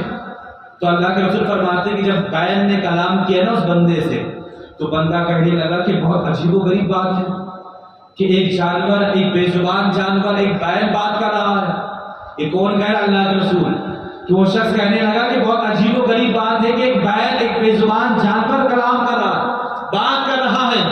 تو اللہ کے رسول فرماتے اس بیل نے پھر مڑ کے کہا اس سے عجیب و غریب بات کیا ہو سکتی ہے کہ خدا کے نبی محمد رسول اللہ مدینہ میں آ چکے ہیں اور تو ابھی تک تو نے کلمہ نہیں پڑھا, اس سے بھی عجیب و غریب بات کیا ہو سکتی ہے. اب وہ بندہ جب سنا نا تو فوراً مدینہ پہنچا حضور کی بارگاہ میں. جب پہنچا نا تو اللہ کے رسول فرماتے چلا جا کلمہ پڑھ لے, مجھے معلوم ہے تجھے کس نے بھیجا. سبحان اللہ. آجا کلمہ پڑھ لے, مجھے معلوم ہے تو کہاں سے آیا, تجھے کس نے بھیجا ہے, تو بیل کی بات سن کے آیا نا, آجا. تو یہ حدیث پاک دلیل کے لیے بیان کر رہا ہوں, کیا کوئی پوچھے بات نہیں یہ کہاں سے ہے تو سنا دینا حدیث. آگے چلو. بہت سارا فرماتے جب میں ڈرا نا, ڈر کے میں گھر پہ آیا, اس لیے پہلی مرتبہ میں نے جانور کو بات کرتے ہوئے سنا. فرماتے ہیں کہ جب میں گھر میں آیا تو میرے کانوں میں آواز آنے لگی لبیک اللہم لبیک. جب میرے کانوں میں آواز آنے لگی لبیک اللہم لبیک تو میں چھت کے اوپر چڑھا. جب میں چھت کے اوپر چڑھا, جب میں نے نگاہ اٹھائی تو میں کیا دیکھتا ہوں کہ میری نگاہ عرفات کے میدان میں پہنچ گئی. سبحان اللہ. حج کا مہینہ تھا, میری نگاہ عرفات کے میدان میں پہنچ گئی ہے اور میں دیکھ رہا ہوں کہ لوگ عرفات کے میدان میں لبیک اللہم لبیک کی صدا بلند کر رہے ہیں. فرماتے میں اور گھبرا کے میں نیچے آیا, اپنی ماں سے سمٹ گیا, اپنی ماں کے قدموں میں گرا, اپنی ماں کے باہوں میں گرا.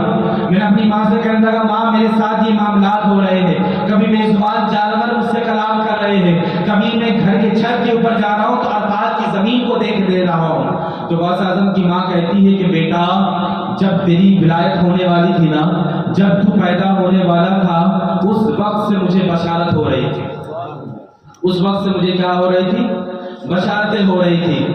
پھر غوث اعظم فرماتے ہیں میری ماں نے مجھ سے کہا کہ بیٹا تمہارے والد سید موسیٰ صالح جنگی وصال کر گئے, تم 2 بھائی ہو, تمہارے باپ کا سارا کل مال یہ 80 دینار ہے, पोटली निकाली दिनारों की पेश की, फरमाया 40 तुम्हारे 40 ही निकले। अब मैं उस वाक़े में नहीं जाऊंगा इसलिए कि वो वाक़या बहुत मशहूर है। आपने डाकू वाला वाक़या सुना है ना कि किस तरह पूरा वो काफिला मुसलमान हो गया, लेकिन आज मैं ऐसे वाक़या सुनाऊंगा जो आपने सुने ना होंगे। तो गौसे आजम की मां ने उनको एक जुमला कहा था क्या कि बेटा कभी झूठ ना बोलना। तो डाकू ने जब पूछा तो क्या कहा उन्होंने कि 80 दिनार रखे हुए, सच कहा ना, और इसी सच की बिना पर ये डाकू एक कलमा पढ़ के मुसलमान हो गए, है ना। अब जरा देखो अल्लाह के रसूल फरमाते क्या, मुसलमानों ये बात तमाम लोगों तक पहुंचा देना, इसलिए कि अल्लाह के रसूल की बात सुनना और दूसरों तक सुनाना ये सुन्नत है सहाबा की। अल्लाह के रसूल फरमाते हैं कि मेरा उम्मती, मेरा गुलाम बुज़दिल हो सकता है, बुज़दिल हो सकता है, भले मेरे लिए आवाज ना उठाए, बुज़दिल बन जाए, बैठा रहे घर पे, बुज़दिल हो सकता है। मेरा उम्मती बेनमाजी हो सकता है, मेरा उम्मती गुनहगार हो सकता है, सब कुछ हो सकता है, लेकिन मेरा उम्मती कभी झूठा नहीं हो सकता।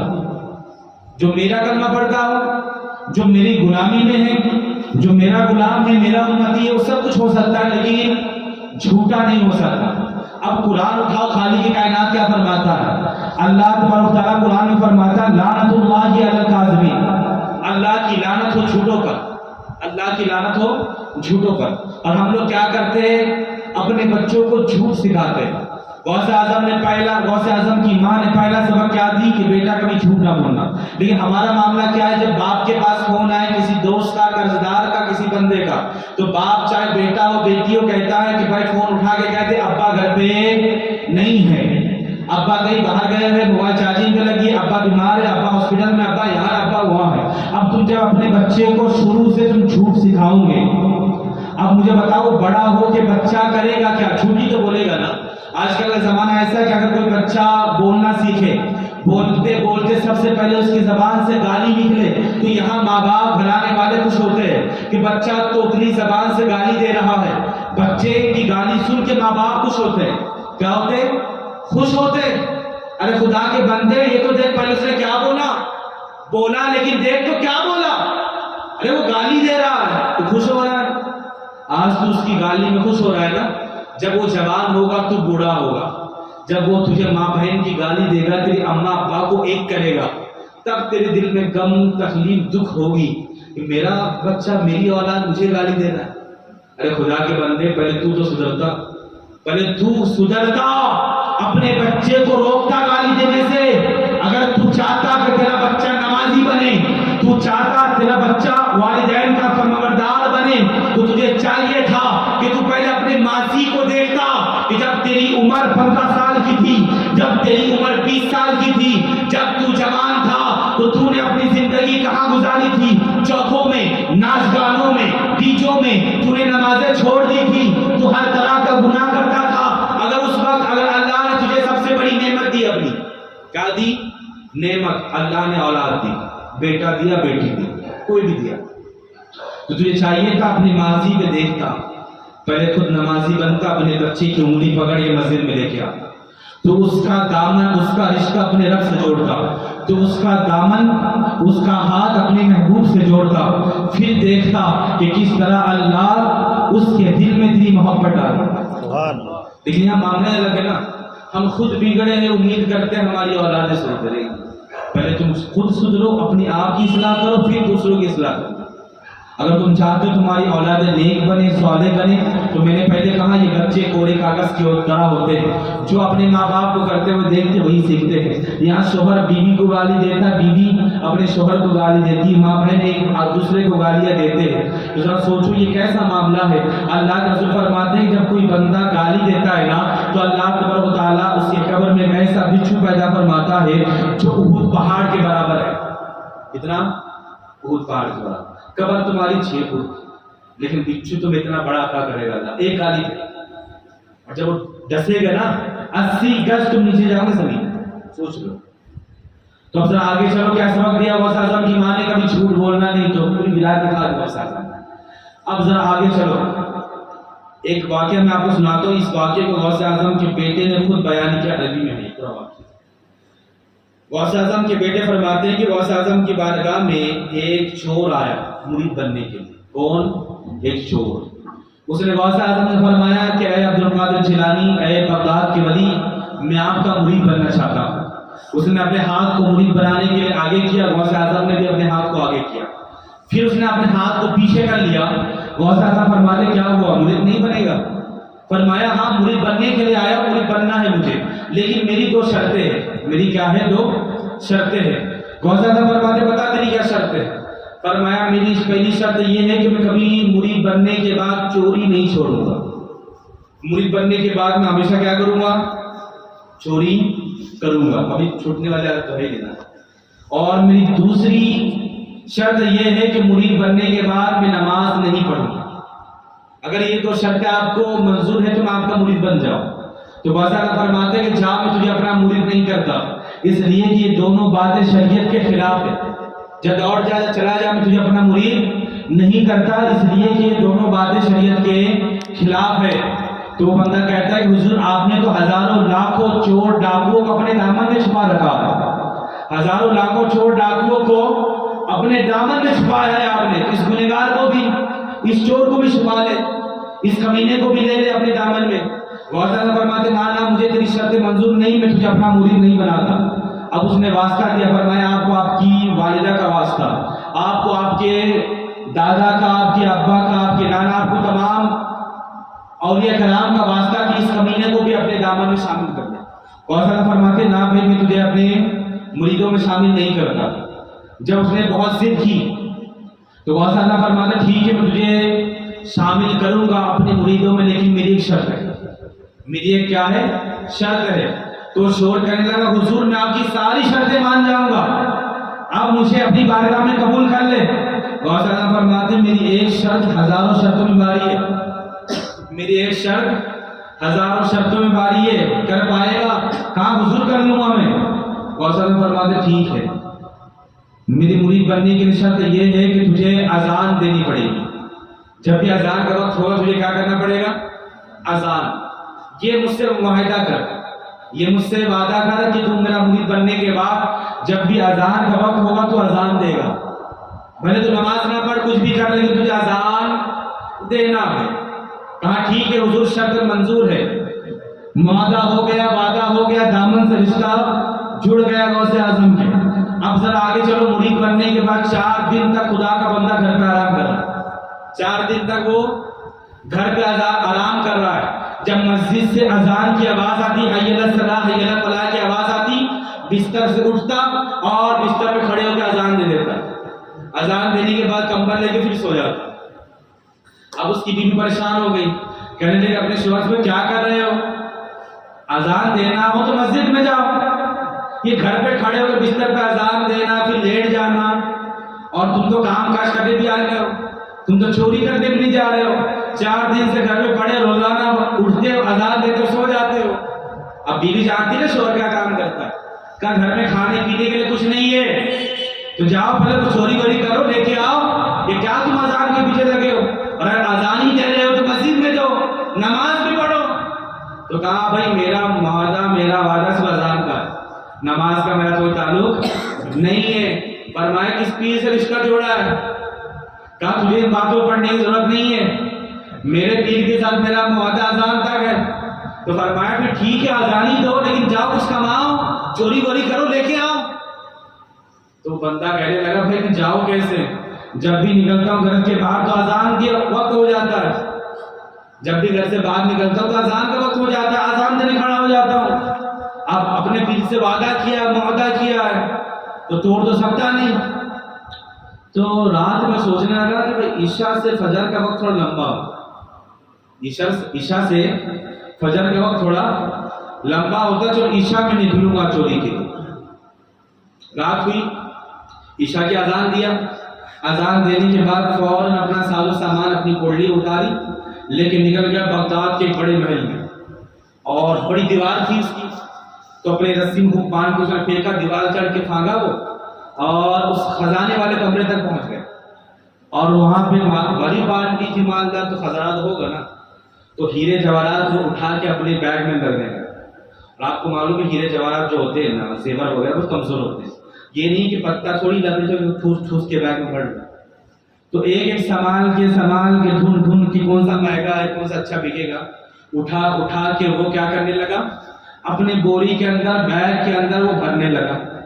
اب بھرنے کے بعد جب وہ نکلنے ہی والا تھا, جب وہ جانے ہی والا تھا, اور جیسے ہی وہ شہر میں پہنچا اتنے میں مسجد سے اذان کی آواز آ گئی, اتنے میں مسجد سے اذان کی آواز آ گئی. اب اس نے کیا کیا, پیر سے تو وعدہ کیا ہے, شرط ہے, توڑ تو سکتا نہیں. پوٹلی کو نیچے رکھا اور اسی شہر میں کھڑے ہو کے اذان دینے لگے. جب اذان دی نا تو پورے گھر والے جمع ہو گئے کہ کون آیا بھائی. اب جیسے ہی سارے گھر والوں کو دیکھا جمع ہوتے ہوئے, ویسے ہی 2 رکعت سنت کی نیت باندھ دی, اذان دے دی, لوگ جمع ہو گئے, ویسے ہی 2 رکعت سنت کی نیت باندھ دی. اب اس نے سوچا کہ اذان تو میں نے دے دیا, اب لوگوں نے بھی اذان سن لی, ہو سکے لوگ وضو کر کے نماز پڑھنے کے گئے ہوں گے کمروں میں. اب اس نے کیا کیا, سلام پھیرا. اب سلام پھیرنا تھا کہ پوری سب پیچھے بندی ہوئی, پوری پیچھے سب بندی ہوئی, پورے گھر والے بیٹھے. فرمایا حضور اللہ کے ولی نماز پڑھائی, اقامت دوں میں؟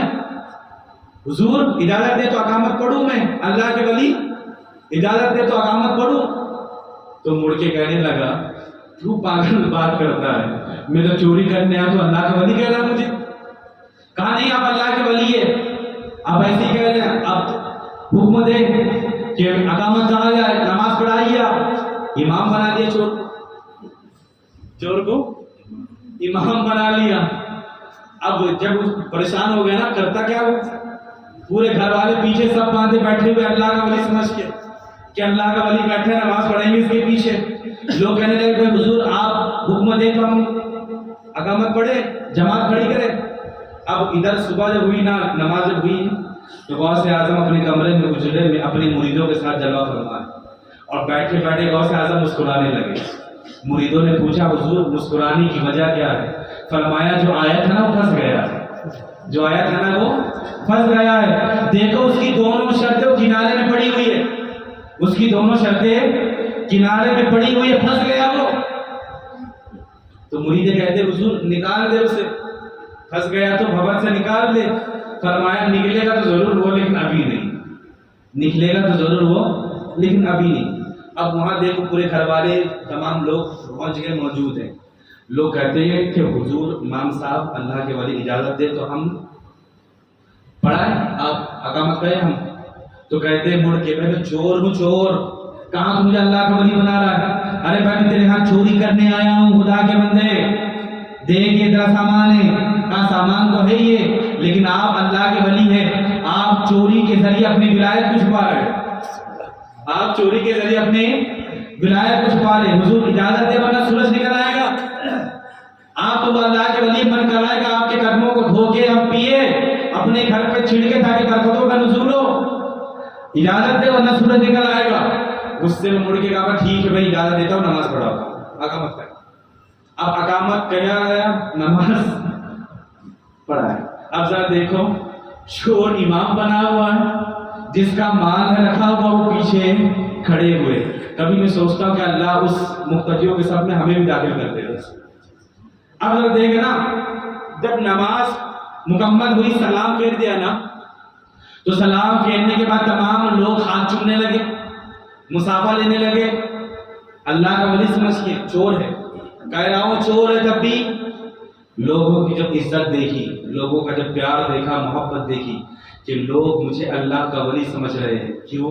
اس لیے کہ میرے غوث کی نگاہ پڑ چکی ہے. سبحان اللہ. تو اسی مصلی میں بیٹھے ہوئے اسی چور نے غوث اعظم کی بارگاہ کی طرف اپنے ہاتھوں کو بند کیا اس انداز میں, اور بند کر کے کہتا ہے کہ اے میرے پیر تو نے کمال کر دیا. سبحان اللہ. میں نے تجھ سے کہا تھا کہ میں نماز نہیں پڑھوں گا, چوری کروں گا, لیکن تو نے تو یہ کمال کر دیا کہ مجھے 5 ٹائم کا نمازی بنا کے چھوڑ دیا, کہ ایک ٹائم کی میں نے نماز پڑھائی, ایک ٹائم کی میں نے نماز پڑھی, تو یہ عزت یہ شان ملی کہ لوگ آ چوم رہے ہیں. اگر میں 5 ٹائم کی پڑھوں گا تو دنیا تو میری دیوانی ہو جائے گی.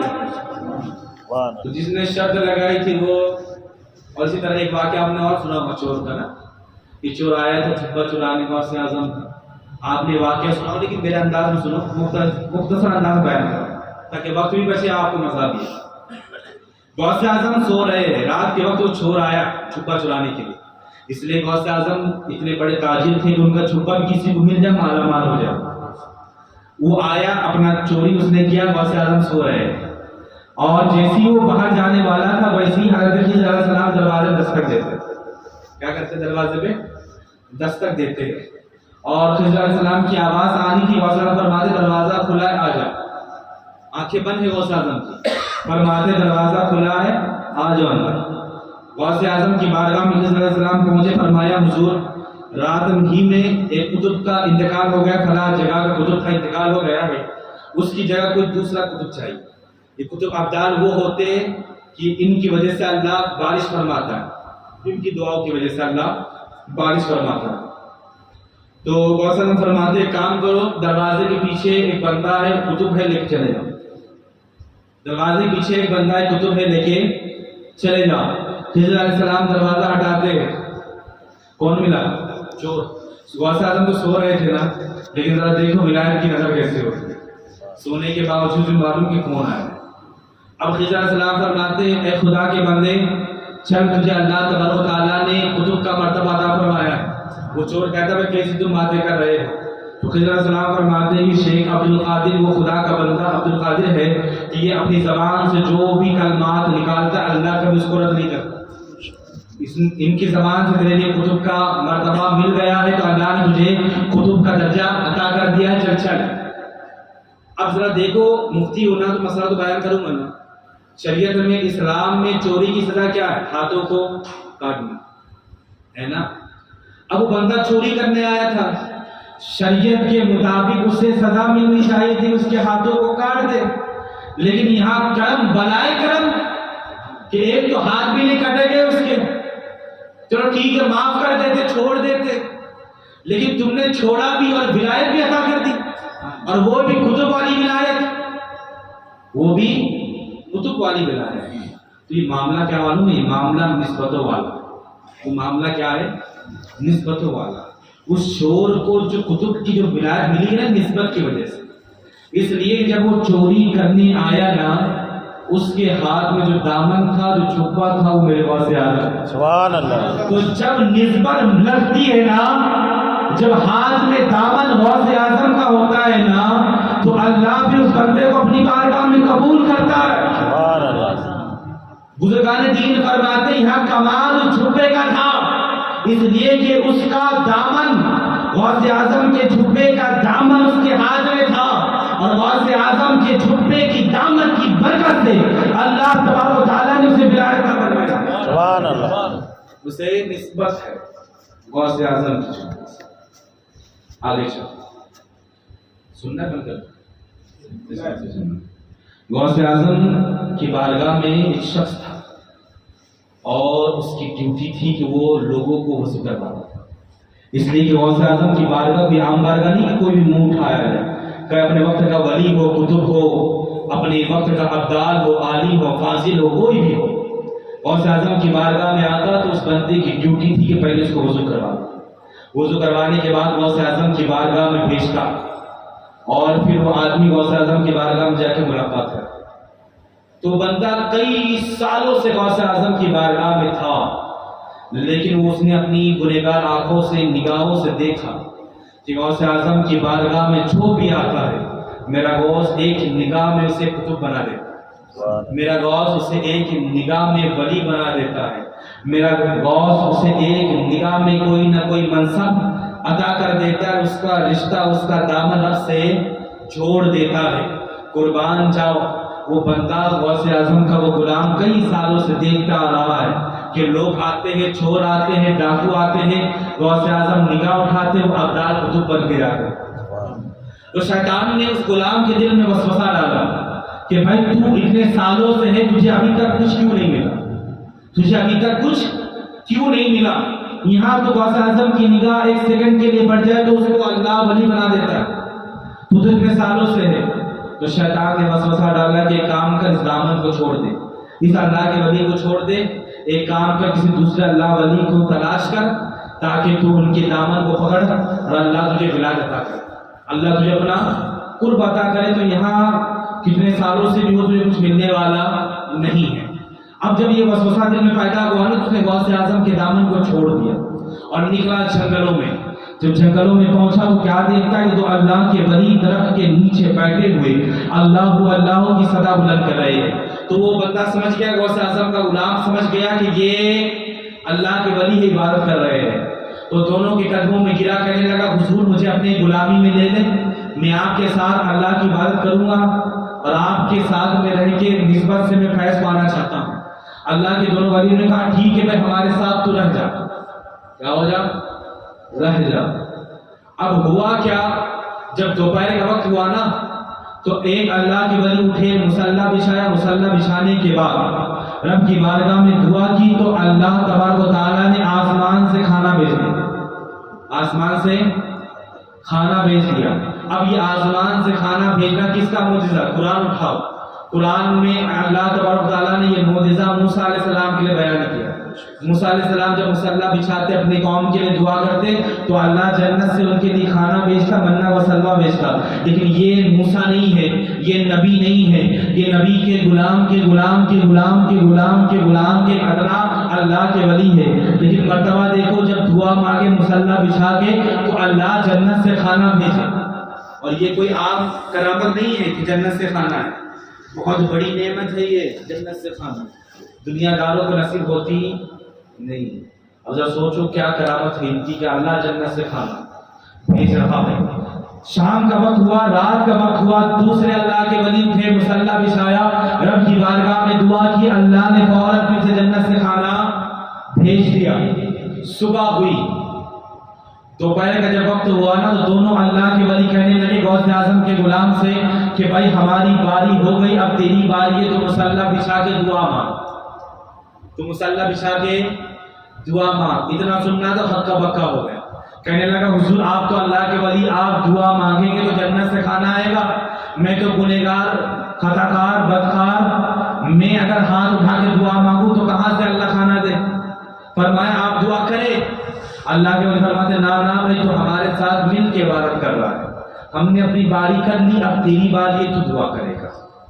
اب جب وہ مشہور ہوا نا, جب دونوں اللہ کے ولی نے کہا کہ بھائی اگر تو دعا نہیں کرے گا تو ہم لوگ بھی نہیں کریں گے اور اسی طرح بھوکے رہیں گے جب تک کہ تو دعا نہ کرے. اب وہ مشہور ہو کر کانپتے ہوئے مصلی میں پہنچا, مصلی بچھا کر رب کی بارگاہ میں دعا کرنے لگا کہ اللہ میں گنہگار ہوں, خطا کار ہوں, بدکار ہوں, لیکن اے اللہ اپنے ان دونوں ولیوں کے صدقے مجھے کھانا عطا کر دے. اے اللہ مجھے ان دونوں ولیوں کے توسل سے صدقے سے کھانا عطا کر دے. اتنا کہنا تھا کہ اللہ نے ان دونوں ولیوں کے صدقے کھانا بھیج دیا. کھانا بھیج دیا.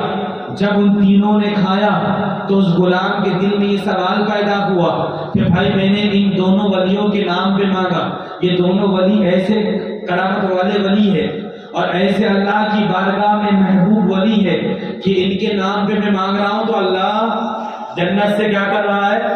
کھانا دے رہا ہے. تو ذرا ان سے پوچھتا ہوں کہ کیا ان سے بھی بڑا کوئی ولی ہے جن کے نام سے یہ مانگتے ہیں تو اللہ انہیں جنت سے کھانا دیتا. تو غلام کہنے لگا اللہ کے ولیوں سے کہ اللہ کے ولی میں نے آپ دونوں کے نام سے مانگا تو اللہ نے مجھے جنت سے کھانا عطا کیا. ذرا مجھے یہ بتا دیجئے کہ آپ سے بھی بڑا کوئی ولی ہے جن کے نام سے آپ دونوں مانگتے ہیں؟ تو وہ دونوں اللہ کے ولی کہنے لگے ہاں ہاں, بغداد کی سرزمین پہ جب ہم غوث اعظم کی بارگاہ میں گئے تھے, غوث اعظم کی بارگاہ میں خادم تھا جو لوگوں کو وضو کرواتا تھا اور وضو کروانے کے بعد غوث اعظم کی بارگاہ میں بیچتا تھا. ہم اس اللہ کے ولی سے مانگتے ہیں جو لوگوں کو وضو کروایا کرتا تھا. ہم اس غلام سے مانگتے ہیں غوث اعظم کے, ہم غوث اعظم کے اس غلام کے وسیلے سے مانگتے ہیں جو لوگوں کو وضو کروایا کرتا تھا. اور جب بھی ہم اس غلام کے نام پہ مانگتے ہیں تو اللہ ہمیں جنت سے کھانا عطا کرتا ہے. اتنا جب سنا نا غوث اعظم کے غلام نے تو پاؤں کے نیچے سے زمین خسک گئی, وہ گرا زمین پہ اور بغداد کی طرف چہرہ کر کے کہنے لگا اے عبد القادر تیرے نوازنے کے طریقے پہ بھی قربان جاؤ, تو بندوں کو نوازتا بھی ہے اور بندوں کو پتہ بھی نہیں چلتا کہ اللہ کے ولی میرے نام پہ مانگتے ہیں. اے عبد القادر تیرے غلامی کے صدقے یہ مرتبہ ملا, تیرے غلامی کے صدقے یہ عظمت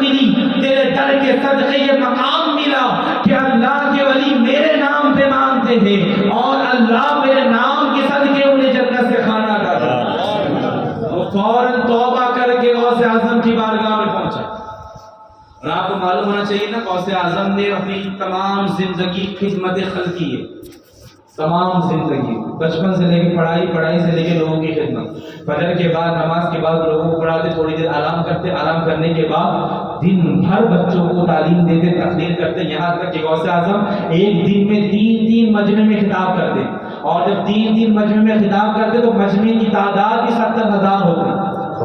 کسی نے سوال کیا غوث اعظم سے کہ حضور آپ نے سب سے زیادہ کام کس کے ذریعے سے کیا؟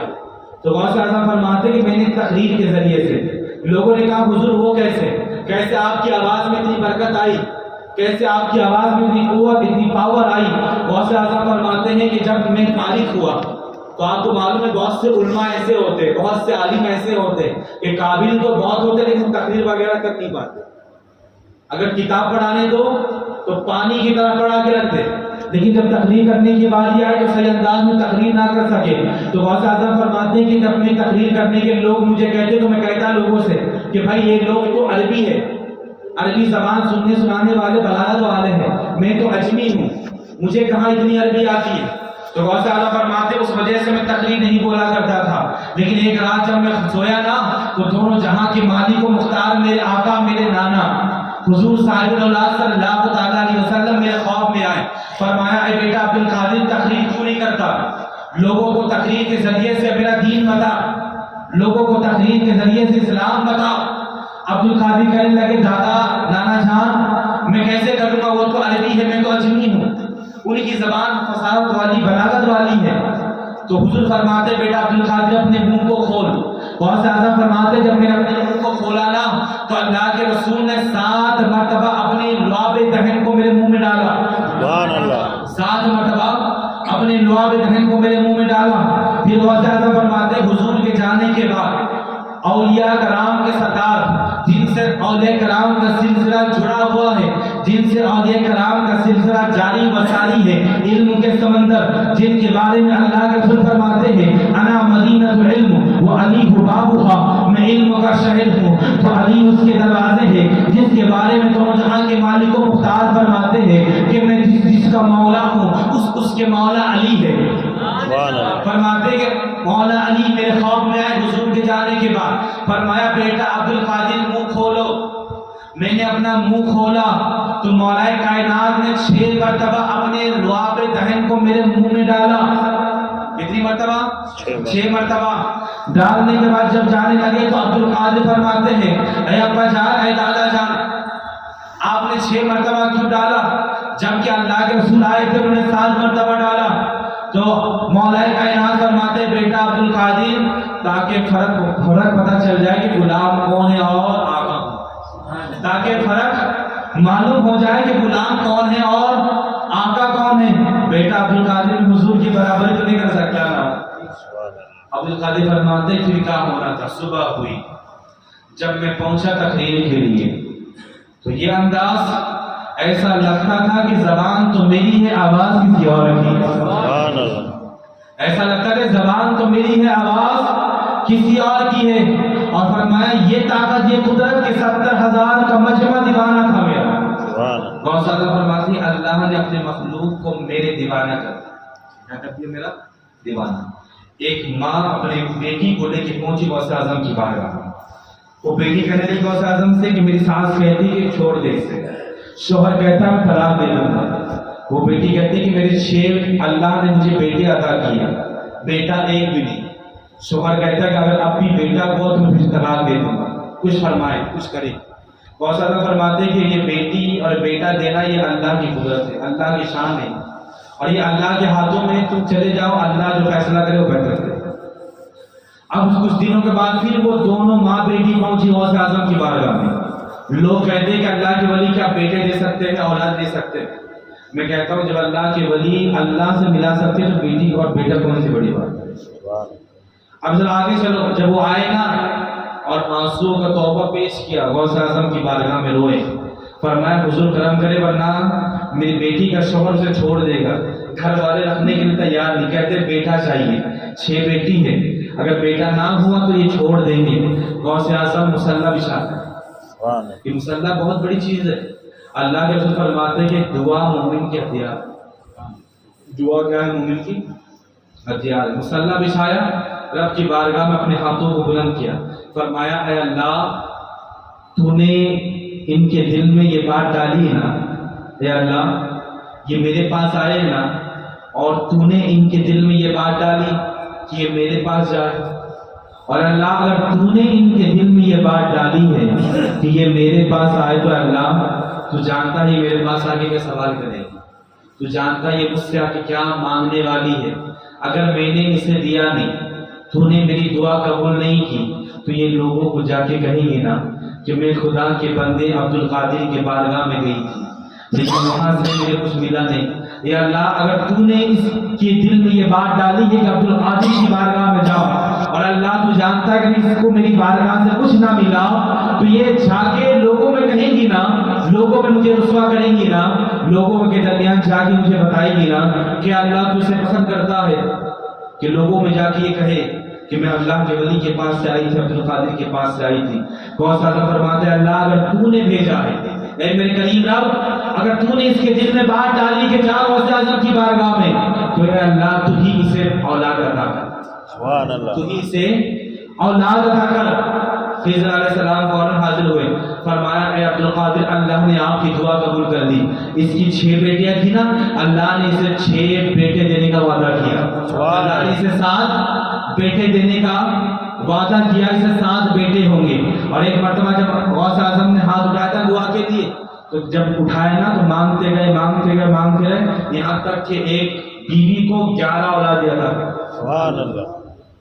اب ذرا دیکھو نا غوث اعظم کی شان، غوث اعظم کی بارگاہ میں ایک تاجر تھا، بغداد کا بہت بڑا تاجر تھا، اور پورے بغداد کی دعوت کی اپنے گھر میں، لوگوں کو بلایا کہ بھائی میرے گھر میں دعوت ہے۔ غوث اعظم کی بارگاہ میں پہنچا، فرمایا حضور آپ کو بھی آنا ہے، روتے ہوئے غوث اعظم کی بارگاہ میں فرمایا حضور آپ کو آنا ہے۔ غوث اعظم فرماتے ٹھیک ہے میں آ جاؤں گا۔ مریدین کہنے لگے حضور آج تو آپ کو بہت کام ہے، آپ نے کیوں دعوت قبول کی اس کی؟ تو غوث اعظم فرماتے ہیں جب کوئی مالدار روتا ہے نا تو کوئی بات ہوتی ہے، مالدار کو ایسے روتے نہیں ہے، کوئی تو غم ہوگا، کوئی تو تکلیف ہوگی جو یہ مالدار میرے در پہ آ کے رویا۔ تو غوث اعظم فرماتے ہیں کہ جب میں اس کے گھر پہ گیا نا، لوگوں کی تعداد لگی تھی، کھانا جب دسترخوان میں پیش ہوا تو اس نے ایک بڑا سا صندوق لا کے غوث اعظم کے سامنے رکھ دیا، اور جب اسے کھولا گیا نا تو کیا دیکھتے ہیں کہ اس کے اندر اس تاجر کا ایک بچہ لیٹا ہوا، ایک بچہ لیٹا ہوا جو پیروں سے ہاتھوں سے معذور لیٹا ہوا ہے، اس کے پیر حرکت کرتے نہیں، زبان حرکت کرتی نہیں، اور وہ گرا غوث اعظم کی بارگاہ میں اور کہنے لگا اے بغداد کے ولی، اللہ نے مجھے دنیا کی تمام دولت عطا کی ہے، اللہ بے نیاز ہے نا، اللہ نے مجھے بیٹا بھی عطا کیا لیکن کیا کروں، اللہ نے مجھے ایسا بیٹا عطا کیا ہے کہ اس کو پیشاب پاخانہ کرنے کے لیے بھی مجھے لے جانا پڑتا ہے۔ میں نے سوچا تھا کہ اللہ بے نیاز ہے، مجھے ایسا بیٹا عطا کرے گا جو بڑھاپے میں میرا سہارا بنے گا۔ آج میں بوڑھا بن چکا ہوں، پورے بغداد کے لوگ جانتے ہیں کہ بڑا مالدار ہے، بڑی دولت اس کے پاس ہے، لیکن اے اللہ کے ولی ذرا دیکھ لے بڑھاپے کی حالت ہے میری تمنا تھی کہ میرا بچہ مجھے گود میں اٹھا کے پیشاب پاخانہ کروائے، میری خدمت کرے، لیکن میں اپنے بچے کی خدمت کرتا ہوں۔ اے اللہ کے ولی کچھ کرم کرے، کچھ اس بندے پہ کرم کرے، اس لیے کہ اگر آپ کرم نہ کرے گے تو میں جاؤں گا کہاں؟ میں جانتا ہوں، میں نے سنا ہے کہ جب بغداد کا ولی عبد القادر اب کی بارگاہ میں دعا کرتا ہے تو اللہ اس کی دعا کو رد نہیں کرتا۔ میں نے سنا ہے آپ کے بارے میں کہ کبھی بھی اللہ آپ کے اٹھے ہوئے ہاتھوں کو خالی نہیں رکھتا۔ اے اللہ کے ولی عبد القادر میرے بیٹے کے حق میں دعا کرے، میرے پاس دنیا کی تمام دولت ہے لیکن میں اپنی بیٹی کی دولت چاہتا ہوں۔ اتنا سننا تھا، عبد القادر چیلانی پھر سے مصلی بچھاتے ہیں، مصلی بچھانے کے بعد اب کی بارگاہ میں فرماتے ہیں اللہ تو کیوں اپنے بندوں کے دلوں کو میری طرف پھیرتا ہے؟ اے اللہ تو کیوں اپنے بندوں کے دلوں کو میری طرف پھیرتا ہے؟ اور اگر میری طرف پھیرتا ہے تو کرم فرمانا، اگر میری طرف پھیرتا ہے تو پھر کرم فرما، اے اللہ پھر اس کی امیدیں پوری فرما۔ اتنا کہنا تھا کہ فوراً اس بچے کے ہاتھ پاؤں صحیح سلامت ہو، سبحان اللہ، اتنا کرنا تھا کہ فوراً بچے کے ہاتھ پاؤں صحیح سلامت ہو گئے۔ ایک واقعہ سنا دو پھر اس کے بعد اپنی تقریر ختم کرو، اور یہ واقعہ اس لیے سناتا ہوں بہت لوگوں کو پسند بھی آتا ہے نا۔ غوث اعظم کا یہ مشہور واقعہ ہے اور اکثر میں بیان کرتا ہوں کہ غوث اعظم جب چیلان کی گلیوں میں کھیل رہے تھے اور بچے تمام تھے، ایک پالکی جا رہی تھی۔ کیا پالکی معلوم ہے نا آپ کو، جس میں بٹھا کے پہلے زمانے میں لوگ دلہن کو لے جاتے تھے، آج تو گاڑی کا زمانہ ہے، فور ویلر لوگ فور ویلر سجاتے ہیں پھر لے جاتے ہیں، تو جس طرح آج کے بچے فور ویلر کے پیچھے پڑ جاتے ہیں پھولوں کے لیے یا دلہن کو پریشان کرنے کے لیے، محلے کے بچے، تو اس زمانے کے بچے بھی پالکی کے پیچھے لگتے تھے تاکہ پالکی والوں کو پریشان کرے، دلہن کو پریشان کرے۔ تو جب وہ بغداد میں جب پالکی اٹھی نا جیلان میں، اور جب دولہے کے گھر سے نکلی، دلہن کے گھر سے نکلی اور دولہے کے گھر پہنچنے والی تھی اور زیادہ فاصلہ بھی نہیں تھا، بس ایک محلے سے دوسرے محلے کا فاصلہ، یعنی گاؤں ہی میں شادی ہوئی تھی اور لمبا سفر تھا نہیں۔ اور جب پالکی والوں نے پالکی اٹھائی اور سفر انہوں نے شروع کیا تو بغداد چیلان کے بچوں نے پالکی کو گھیر دیا اور کہنے لگے پالکی اٹھانے والوں سے کہ پالکی کے اندر ہے کون، پالکی کے اندر ہے کون؟ تو پالکی اٹھانے والے سوچنے لگے کہ اگر ہم نے بچوں سے کہا کہ دلہن بیٹھ کے اندر تو ہو سکے بچے مستی کریں گے، مذاق کریں گے، پریشان کریں گے دلہن کو، تو پالکی اٹھانے والوں نے کہا کہ اندر کچھ نہیں، اندر کچھ نہیں ہے۔ تو انہی بچوں میں غوث اعظم بھی تھے، انہی بچوں میں شیخ عبد القادر جیلانی بھی تھے۔ تو غوث اعظم نے پوچھا پالکی اٹھانے والوں سے اندر ہے کون؟ تو اٹھانے والوں نے کہا عبد القادر جیلانی سے کہ اندر کچھ نہیں ہے، کوئی نہیں ہے۔ تو غوث اعظم کے زبان پاک سے بھی نکل آیا کہ چلو ٹھیک ہے اندر کچھ نہیں ہے، اندر کچھ نہیں ہے۔ اب جب پالکی پہنچی دولہے کے گھر میں اور پالکی اٹھانے والوں نے پالکی رکھی اور جب پردہ ہٹایا گیا، تمام مہمان استقبال کے لیے کھڑے ہیں، پردہ ہٹایا گیا پالکی کا تو دیکھا گیا اندر کچھ نہیں، دیکھا گیا اندر کچھ نہیں ہے۔ تو پالکی اٹھانے والوں سے لوگوں نے پوچھا، رشتہ داروں نے پوچھا بھائی دلہن ہے کہاں، کہاں غائب ہو گئی؟ تو پالکی اٹھانے والے کہتے ہیں بھائی سفر ذرا لمبا نہیں تھا، اسی لیے ہم نے کہیں پالکی رکھی بھی نہیں، ہم نے کہیں پالکی رکھی بھی نہیں، ہم نے کہیں آرام بھی نہیں کیا، دلہن کے گھر سے جو اٹھایا تھا تمہارے گھر میں ہم نے رکھا، ہمیں پتا نہیں کہ پالکی میں سے دلہن کہاں گئی۔ اور غوث اعظم کی کرامت کا واقعہ بچپن سے مشہور تھا، لوگ جانتے تھے کہ جیلان میں ایک بچہ ہے جس کا نام عبد القادر ہے، وہ جو چاہے کر دے۔ تو لوگ سمجھ گئے، لوگوں نے پالکی اٹھانے والوں سے کہا کہ کیا معاملہ ہوا، سفر کے دوران کیا ہوا؟ تو سارا معاملہ انہوں نے بیان کیا کہ ہم لوگ جب نکلے تو بچوں نے ہمارا راستہ روکا تھا اور ہم نے بچوں سے کہا تھا کہ اندر کچھ نہیں ہے۔ تو لوگ سمجھ گئے، کہنے لگے پالکی اٹھانے والوں سے ذرا یہ بتاؤ کیا ان بچوں میں کوئی نورانی چہرے والا بچہ تھا؟ کیا ان بچوں میں کوئی ایسا خوبصورت چہرے والا بچہ تھا جسے دیکھ کر خدا یاد آ جائے، جسے دیکھ کر خدا یاد آ جائے؟ تو پالکی اٹھانے والے کہتے ہیں ہاں ایک ایسا بچہ تھا جو بہت خوبصورت تھا، ہم جب پالکی اٹھا کے لے کے جا رہے تو بار بار مڑ کے اسی بچے کو دیکھ رہے، اتنا خوبصورت وہ بچہ تھا۔ تو لوگ سمجھ گئے کہ غوث اعظم کی بات کر رہے ہیں، تو تمام لوگ غوث اعظم کے دادا کی بارگاہ میں پہنچ گئے، کہنے لگے غوث اعظم کے دادا سے کہ ہماری گھر کی دلہن غائب ہو گئی ہے، کرم فرمائے لا کے دے، بیچارہ دولہا بیٹھا ہوا ہے۔ تو غوث اعظم کے دادا جلال میں اٹھے، فرمایا چلو دیکھتا ہوں میں۔ اور جب نکلے نا بچوں کی نظر جب پڑی غوث اعظم کے دادا کے اوپر کہ ہاتھ میں ڈنڈا ہے اور غوث اعظم کے دادا جلال بڑے انداز میں آ رہے تو بچے کہنے لگے شیخ عبد القادر تمہارے دادا جلال بڑے انداز میں آ رہے ڈنڈا لے کے، لگتا تمہاری شرارت کا پتہ چل گیا، لگتا انہیں پتہ چل گیا ہے۔ جب غوث اعظم نے دیکھا اپنے دادا کو تو آگے آگے بھاگنے لگے، اور بچپن ہے غوث اعظم کا، اور غوث اعظم کے دادا پورے گاؤں والوں کے ساتھ پیچھے پیچھے، یہاں تک کہ بغداد کا قبرستان آ گیا۔ بغداد کے قبرستان پہ جو انٹری ہوئی جب پہنچے غوث اعظم، اور ایسا معاملہ ہوا کہ عنقریب غوث اعظم کے دادا پکڑ لیں گے غوث اعظم کو، اتنے میں غوث اعظم نے حکم دیا کہ اے قبرستان کے مردوں کیا کر رہے ہو، دیکھتے نہیں کہ غوث اعظم کا دادا اسے پکڑنے کے لیے آ رہا ہے، اے قبرستان کے مردے اٹھو اور اٹھ کر میرے دادا کو روکو۔ اتنا کہنا تھا، تمام لوگوں نے دیکھا جیلان کے کہ تمام قبر کے مردے زندہ ہو گئے، تمام مردے زندہ ہو گئے، غوث اعظم کے دادا کو گھیر لیا، اس وقت غوث اعظم کے دادا نے آواز دے کے پکار کے کہا بیٹا عبد القادر میں تمہیں سزا دینے کے لیے ڈانٹنے کے لیے مارنے کے لیے نہیں آ رہا ہوں بلکہ تم سے میں پتہ پوچھنے کے لیے آ رہا ہوں کہ دلہن گئی کہاں دلہا پریشان ہے گھر والے پریشان ہے بتا دے بیٹا کہاں ہے دلہن تو غوث اعظم فرماتے ہیں کہ دادا جان جہاں تھی وہاں دیکھ لے مل جائے گی جہاں تھی وہاں دیکھ لے مل جائے گی تو لوگ جانتے ہیں جانے کے بعد پھر سے جب پردہ ہٹایا تو جہاں تھی وہاں مل جہاں تھی یہ تو چلان کا واقعہ ہو گیا نا اجمیر چلو اجمیر میں چلتا ہوں میرے خواجہ مہاراجہ ہند کے راجہ جلوہ فرما ہے کہاں اجمیر میں اور بادشاہ کے سپاہی پہنچے فرمانے لگے اے درویش اے اللہ والا اڑ جا یہاں سے فرمائے وہ کیوں کہاں یہ بادشاہ کے اونٹ بیٹھنے کی جگہ ہے تو خواجہ صاحب فرماتے ہیں محمد الدین چشتی فرماتے ہیں بھائی ادھر تو جگہ ہے نا اتنا بڑا میدان ہے جہاں چاہے باندھ لے خدا کا بندہ بیٹھا جانور کو بٹھانے کے لیے انسان کو اٹھا رہا فرمایا نا یہ بادشاہ کے جانوروں کی بیٹھنے کی جگہ ہے بادشاہ کے جانور بیٹھتے ہیں تو خواجہ صاحب فرمایا ٹھیک ہے بھائی بادشاہ کے جانور ہی بیٹھے تو ہوا کیا صبح ہوئی صبح سے شام ہوئی آپ کے قدموں میں گرے وہی جو اٹھا رہے آپ کے قدموں میں گرے وہی جو اٹھا رہے تھے فرمایا درویش کرم فرما تجھے اٹھا کے بہت بڑی غلطی کر لی ہم نے ارے اب تو وہ بادشاہ کے جانور اٹھتے نہیں اگر اب اٹھے نہیں تو بادشاہ گردن مان لے گا ہماری کرم فرما اٹھا دے تو خواجہ صاحب نے حکم دیا تو وہ اٹھ گئے تو یہ غوث اعظم کی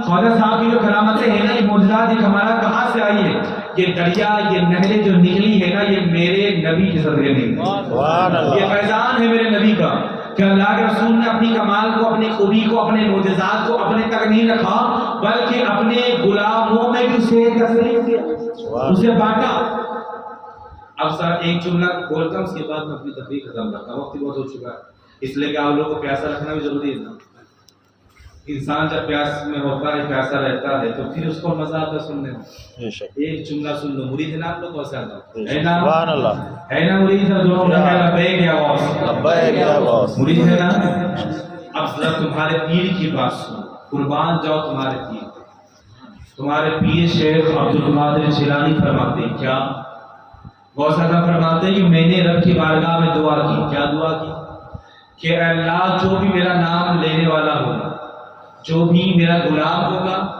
جو مجھے پکارا کرے گا میرا نام لیا کرے گا میری نیازیں کرتا رہے گا مجھے یاد کرتا رہے گا تو اے اللہ میں تیری بارگاہ میں دعا کرتا ہوں کہ بغیر کلمہ اسے موت نصیب نہ دے سبحان اللہ وہ جب بھی مرے اس کی زبان میں کیا ہو کلمہ نصیب ہو اور جب وہ اٹھے تو اس کے ہاتھ میں میرا دامن عطا کرنا سبحان اللہ اس کے ہاتھ میں میرا دامن عطا کرنا یہ کس کی دعا ہے یہ غوث اعظم کی دعا ہے اور آپ کو معلوم ہونا چاہیے غوث اعظم کا فیضان تو ایسا ہے کہ علماء کرام فرماتے ہیں غوث اعظم کے لنگر کا ایک دانہ چاول کا ایک دانہ اگر کوئی بندہ محبت میں عشق میں شفا کی نیت سے پیے تو اللہ شفا کی نیت سے کھائے تو اللہ اس ایک دانے کے برکت سے اس کی بیماری دور کر دے اگر وہ ایک دانہ روحانی بیماری کو دور کرنے کے لیے کھائے علماء کرام فرماتے ہیں اللہ اس کے روحانی بیماریوں کو دور کر دے جو نماز میں سستی آتی ہے سستی کو دور کر لے جو نماز میں عبادتوں میں جو کمی پیدا ہوتی ہے ریاضتوں میں اس کمی کو بھی اللہ دور کر دیتا ہے یہ کمال کی خوبی ہے اور اللہ نے ہمیں ایسا پیر عطا کیا جو پیر کہتا ہے کہ میں اپنے مریدوں کو ایسے دیکھتا ہوں جیسے ہتھیلی پہ رائے کا جیسے ہتھیلی پہ چاول کا دانہ تو قربان جاؤ تمہارے پیر پر اور آپ کو معلوم یہ مہینہ کون سا ہے ربیع الثانی کا مہینہ ربیع یہ عربی کا لفظ ہے ربیع کے معنی ہوتے بہار کیا ہے بہار جب اللہ کے رسول پیدا ہوئے نا جب اللہ کے رسول پیدا ہوئے تو حضرت عبد المطلب اپنے پوتے کو لے کے خانہ کعبہ کے پاس پہنچے فرمایا اے خالق کائنات غلاف کعبہ کو پکڑ کر اس کو خانہ کعبہ کے غلاف کو پکڑ کہاں اے خالق کائنات مالک کائنات میں جانتا ہوں تم نے مجھے ایک ایسا پوتا عطا کیا ہے جس پوتے کی آنے کی برکت سے دنیا میں پہلی بہار آئی ہے سبحان اللہ ایسی بہار کبھی ہم لوگوں نے دیکھی نہیں اتنی بہار آئی ہے اور پھر حضرت عبد المطلب فرماتے ہیں اے اللہ اے خالق کائنات یہ کوئی عام بچہ نہیں ہے ذرا اس کا نام بھی تو بتا دے، کیا رکھوں میں اس کا نام، کیا رکھوں میں اس کا نام؟ تو اللہ فرماتا ہے کس سے؟ عبد المطلب سے، کہ میں نے اس کا نام محمد رکھا ہے۔ کیا رکھا ہے؟ محمد۔ جب یہ آسمانوں میں تھا تو اس کا نام احمد تھا۔ احمد اس میں فاعل کا صیغہ ہے۔ احمد کے معنی ہوتا ہے تعریف کرنے والا، عبادتیں کرنے والا، حمد و ثنا کرنے والا۔ اور پھر رب فرماتا جب یہ آسمانوں میں تھا احمد تھا، اب یہ زمین پہ آیا اس کا نام محمد ہے، یعنی تعریف کیا ہوا۔ سبحان اللہ۔ اب پہلی مرتبہ عرب کے لوگوں نے یہ نام سنا، عرب کے لوگوں نے یہ نام سنا، اس لیے کہ وہاں کا رواج تھا کہ جب کوئی بچہ پیدا ہو خانہ کعبہ کے پاس لاتے تھے، لانے کے بعد خانہ کعبہ کے دروازے کے پاس کھڑے ہو کے اس کو اٹھا کے اس کا نام پکارتے تھے۔ تو جب کہا عبد المطلب نے محمد، تو تمام مکہ والے حیران و پریشان ہو گئے، کیسا نام رکھا ہے، کیا معنی ہے اس کا، کیا مطلب ہے اس کا؟ تو عبد المطلب فرماتے ہیں اس کا معنی ہے تعریف کیا ہوا، وہ بندہ جس کی تعریف خالق کائنات کرتا ہو، سبحان اللہ۔ وہ بندہ جس کی تعریف خالق کائنات کرتا ہو، وہ بندہ جس کی قصیدے خود اللہ گاتا ہو۔ سبحان اللہ۔ اب ذرا آمینہ کی بارگاہ میں چلو۔ آمینہ فرماتی ایک رات جب میں سوئی نا، ایک رات جب میں سوئی تو کیا ہوا؟ فرماتی ہے آدھی رات میں جب خدا کی تمام مخلوق سو رہی تھی، جب اللہ کی تمام مخلوق سو رہی تھی، فرماتی ہے کہ اچانک میری آنکھ کھلی، میں کیا سنتی ہوں؟ ایک آواز آ رہی تھی، اللہ اللہ اللہ اللہ، ایک آواز بلند ہو رہی تھی، اللہ اللہ اللہ اللہ۔ آمینہ فرماتی میں نے اٹھ کے دائیں دیکھا، میں نے اٹھ کے بائیں دیکھا، اوپر نیچے چاروں سمت دیکھا، لیکن پکارنے والا مجھے کہیں نظر نہیں آیا، میں پریشان ہو کے سو گئی۔ جب پھر دوبارہ میری آنکھ لگی، پھر سے وہ آواز بلند ہوئی، اللہ اللہ اللہ اللہ۔ پھر میں اٹھی، آؤ دیکھا باؤ دیکھا، دائیں دیکھا پیچھے دیکھا، اوپر نیچے دیکھا نیچے دیکھا، لیکن آواز دینے والا مجھے کہیں نظر آیا نہیں۔ تو میں نے رب کی بارگاہ میں دعا کی، اللہ یہ تیرا کون سا بندہ ہے کہ تیری ساری مخلوق سو رہی ہے، لیکن یہ تیرا کون سا بندہ ہے جو آدھی رات میں بھی اٹھ کر تیری عبادت کر رہا ہے، جو آدھی رات میں بھی اٹھ کر تیری عبادت کر رہا ہے۔ وقت بھی ہو چکا ہے، اگلے بار رکھ دیتے ہیں۔ آئیے میرے ساتھ وہ شعر پڑھیے، اس لیے میں اپنی تقریر سے شعر کے ساتھ ختم کرتا ہوں۔